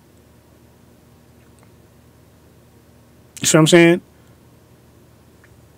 I mean, there's all kind of things. Like my son don't have to pay for haircuts. I'm a licensed barber. I cut in the barber shop. So, got skills, mad skills. You see? So now, I cut the cost down on 4 heads. Now I ain't got to pay $15 to $20 a pop for a head. Right here. Right here. I said, if I'm going to do anything, I'm going to do something that is always going to be in demand. If I'm going to get a trade, get something that people are always going to need. There's going to be a need for a haircut. I don't care how natural you try to go. I don't care how how earthly you try to be, how African or whatever. I'm not cutting my whatever all that's about. Somebody gonna need a haircut. You see what I'm saying? These are things that, tailor after something that there's going to be a demand or need from. That was told to me a long time ago. Do something that they're going to need in every city. Do something they're going to need all around the world. So that means if, okay, I can cut here, and then I can go to XYZ state and cut haircut, but I can go anywhere with that trade and make money. You see? If you're a mechanic and you know all of the up-to-date codes and books and all of that for the newer model cars, you can go take that anywhere. Do a profession or get into something that carries you anywhere you go.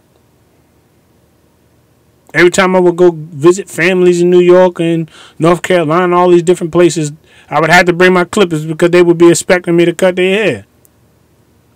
I know you got me, cuz. What's up, cuz? I know you got me. Where the clippers at, cuz? Tighten me up, cuz. Blah, blah, blah, blah, blah. You see what I'm saying? They expected that from me. I didn't mind. But, they did. They expected that because they knew that I had the skills. So they expected, yo, cuz, free haircut. That's my cuz. He got me. Actually, I did impress you. I did 2.5 years of MMA. I did. And I enjoyed it a lot. I trained. I grappled. I was doing Muay Thai. I still got all of my equipment. I got my gloves, my pads for my knees, my shins, all that stuff, man. It was awesome. I remember one big white boy put me in an ankle locker, and I broke both of my ankles before. So it kind of like messed me up. I would go to work with black eyes and all that stuff. People would think I was crazy, but yeah, I was decent. You know what I mean? I got long legs. I'm only 5'11". You feel me? I'm not 6. I ain't tall, but 5'11". I'm a decent height. But my legs, I had powerful kicks. You see what I'm saying? And Muay Thai basically is more lower bodies, more thrusting of the waist kicks and stuff like that. So, I had a nice little thrust kick and the forward thrust kick. So I was pretty decent. I mean, I wasn't bad, but I used to wrestle 135 in high school. So I had a little bit of ground and pound. I had a little bit of grappling in me. So I knew how to, grapple, tie up with you and all that stuff and take you down because I did wrestling in school. But, yeah, the MMA thing was cool. And I had my sons doing it for a little bit when they was like 4 and 5 and 6. Of course, I had them doing it. But to be honest with you, I haven't did it in a while. Haven't been in the gym or anything, man. My knee been swole up, so I've been kind of like limping around trying to get that taken care of. So I got a membership at the gym, and they just been taking money out of my account, and I ain't been able to go. But as soon as all that gets straight, I'll be back in there. Because I used to free weight squats too, I used to squat 275 free weights right on my back. Bam! So I got powerful legs, you know what I'm saying? And that's what you need. If you're a boxer, you're going to need strong legs. The first thing that happens if you get hit, say you get chin checked, first thing that goes is the legs. So if you ain't got powerful legs, you're going down. See what I'm saying? So I got thick legs as a, you know what I'm saying? I might be, I'm not real small as I used to be, but shoot, my frame for 275 free weight and squatting that's a lot of weight for somebody in my build, you feel me? So that got my legs bigger, and I had to go up a pant size. So, but yeah, it was cool. Muay Thai and, you know, mixed martial arts and MMA was cool. You know, I never did competition. I wouldn't take it that far, but, you know, for good training and being active and, you know, being a part of a team, yeah, it was cool. It was cool. So I did do a little something. And I did a lot of boxing, sparring and boxing and stuff like that. I was more active in that. I think on my Facebook I got pictures of that stuff. I think I still got them up. But in videos too, I think. So, yeah, you know, try to be active, man. My boys, at the end of the day, my kids, man, I'm real active with them, and we do a lot. So, you know, the first time I got my dirt bike, and I still actually got it, man. It's not brand new, but I got it brand new. I think I spent like $7,000 for it. Brand new, right out the showroom. And when I got it, man, that, you know, that's what they do in Baltimore. They ride them dirt bikes and stuff. But I really wasn't the type to be all over the streets, but I have. But my kids was fascinated with that. And, you know, I always did things that my kids would always be a part of that. You know what I mean?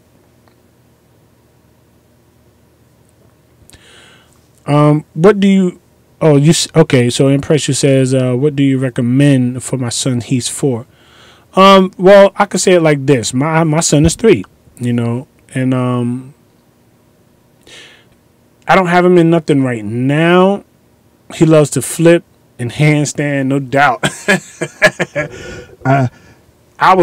how I was when I was little. I used to love flipping, man. Yeah. I would say, man, it depends on what you think his interest is in. You sort of, like, when it comes to kids, you tailor what you see in them now. You tailor that after. Like, so if he likes to run, then you would put him into something that he would be doing running.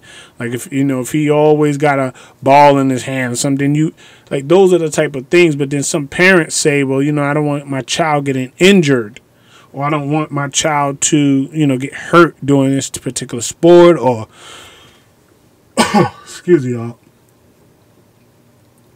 So what you will say is, okay, I don't want him doing that type of thing. I want to get hurt. Okay, but you kind of find out what, in his age, being 4, he might not show a lot of interest in a lot of things. He might be all over the place. He might like G.I. Joes and Spider-Man and all this other stuff. But, you know, sort of find out what he likes. Hey, my son like guns, man. And to be honest with you, tonight, before I came alive, I was out in the streets looking for the caps for the cap gun he got, man. He loved guns, man. This dude, he got a little tablet where he downloads nothing but shooting games. And he knows how to use the zombie ones where the zombies chase you, and you know what I'm saying? So he got his little tablet where all of the games on there shooting games. And I'm trying to get him out of it, man. You know, it is crazy, but he is fascinated with guns, man. He loves guns and stuff, so, you know. But yeah, so get him into some ball, man. All my kids, they got little trophies from doing Pop Warner football and Pop Warner basketball. So, you know, I had them involved in that type of stuff to kind of like see what their interest is, you know. Man, I had one of my middle boys, man, he just don't like sports. Man, the coach called me one time and said, man, your son, man, you need to come get him, man. He just ain't doing. So I go there, he kicking bottles. Everybody running around doing the drills and stuff. He kicking bottles on the grass and stuff like that. He with the pads and all the stuff on, man. He just wasn't interested in. So I say, I ain't spending no more money doing this stuff, man. If you don't want to be active and out there doing what you're supposed to do and listen to the coach, I'm not paying no more money for you to be out there kicking bottles in the grass. I just ain't going to do it. So I took him out of it. He just wasn't interested. But my other boys, man, shoot, my other 2 boys, my oldest boy, they loved it. You know, get out there and they doing football and all that stuff. But my middle son, man, he can care less. He's not no real sports dude. But yeah, he like his sports team, but he ain't to play and physically be out there messing around. That wasn't his style. But yeah, get him in. Yeah, get him into something like, I think, getting him into martial arts. That would be good for discipline. Because martial arts teach you discipline. That's one of the main core ingredients to martial art, is learning how to be disciplined and learning how to, fight, and learn how to control yourself, and all of that is with martial arts. And I would recommend that to any kid.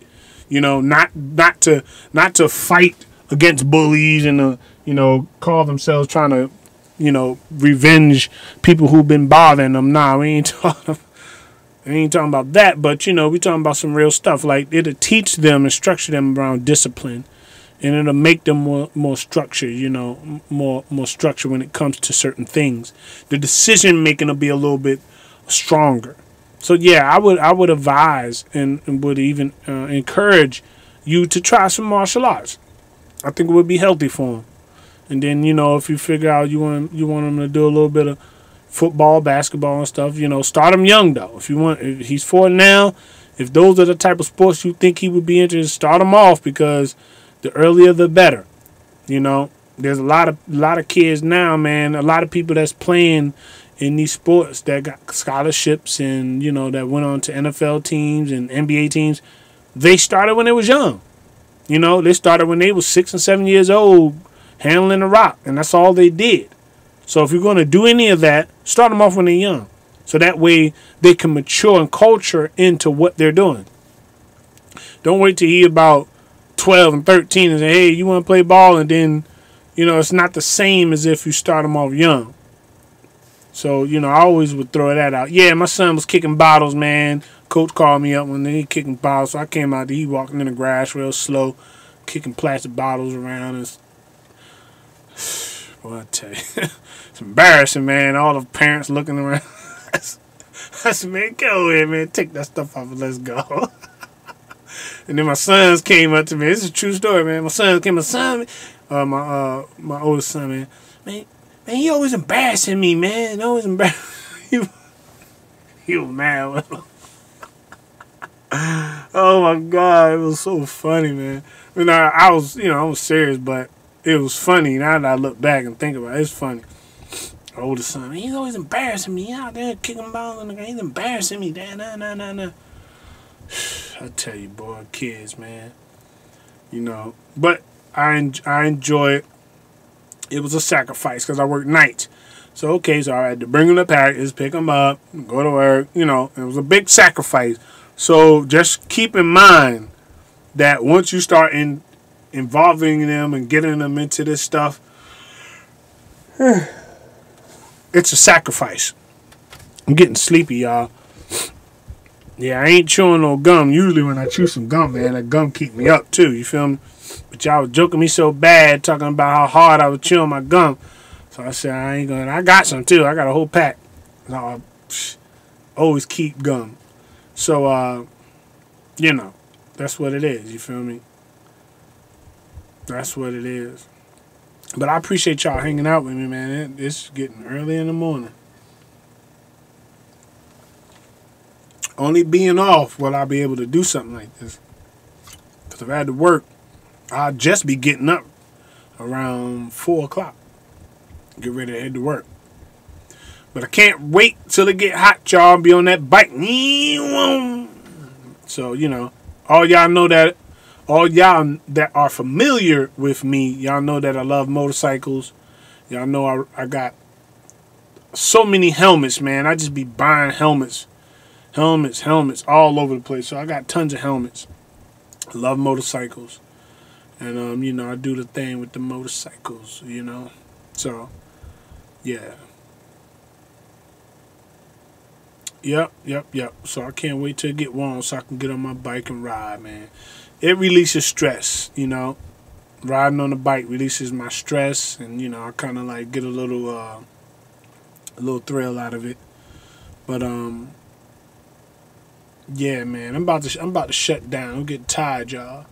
So I'm gonna try to go back live. I was waiting on live. We got a nice little topic we're gonna hit y'all with. Got a nice little something. So y'all please stay tuned. You know, keep supporting. You know what I mean? You know, I don't ask for any monetary support. Like I don't ask for money and all that stuff. I don't need that stuff. But I just appreciate the support. You know, you just hearing me ramble and me hearing you give input and vice versa. Like that kind of works. That's a good fit for Ace. You know, I like the input. I like what y'all bring to the platform. Those who are wrenched up, those who are part of Ace's Corner Talk platform, appreciate you. You know, I really do. You know, you could have been anywhere doing any other thing, but at this particular time, you chose to be a part of this broadcast and chill with your boy. And don't think I take it for granted. I appreciate the love, y'all. Unity, no hate, all day. I appreciate that love, all right? And, yeah, so like I said, me and Logic, we're going to come through with some, you know, with some good content. We got something for y'all coming up. So I was trying to catch him, but he said he was getting up for it. He was pretty tired, so he might have just took a couple of Z's. But, you know, we're entitled to that, man. We do a lot. You know what I mean? Especially when you got families, jobs, you try to do everything you can to balance everything, but sometimes you just can't get around to what you really want to do. So I want to thank everybody that came to be a part of this live broadcast. I want to thank you from the bottom of my heart. Appreciate y'all hanging with me. Appreciate y'all, you know, giving your input. You know, sharing your you know, your emotional things and sharing part of your life. I appreciate that, man. I appreciate it. I won't take it for granted. I appreciate that, you know. And I'll be back on, y'all. Y'all just stay tuned. Whenever I go live, I appreciate y'all being a part of this broadcast. And like I said, if there's anything you want to talk about, man, drop it. For anything you want to, even if you want to be a part of the hangout, live streams or whatever. I mean, if you want to use tweet, what is it, Twitter, Skype, one of them, whatever those things is, Skype, Hangout, whatever, let me know. I'll drop a link for you or add you in, and you can be a part, man. You can give your truth. You can talk about whatever, man. So just let me know. So put it in the comments. If you did want to be a part, just let me know. Definitely will add you and get you jumping, get you part, all right? So I appreciate all of y'all. This is one love coming from your boy Ace from Ace Corner Talk. I just wanted to say peace to Hidden Treasures. Peace to my brother Logic. Probably sleep. But anyway, peace to you, Logic. You know, peace to you and your fams, you and the queen, you and your kids, man. Peace to you. And peace to everybody in Pressure. I appreciate you for being, you know, one of the active ones in the chat. And I appreciate you. I usually don't mod up a whole lot of people, but those who have been faithful and are familiar with the channel, you know, I will give a wrench, but, you know, I just don't be throwing that wrench around. So, you know, I appreciate you being a mod and being a part of this broadcast. So, I think that's about it. That's all I got to say. All right? So, talk with y'all later. This is Ace from Ace Corner Talk. Peace.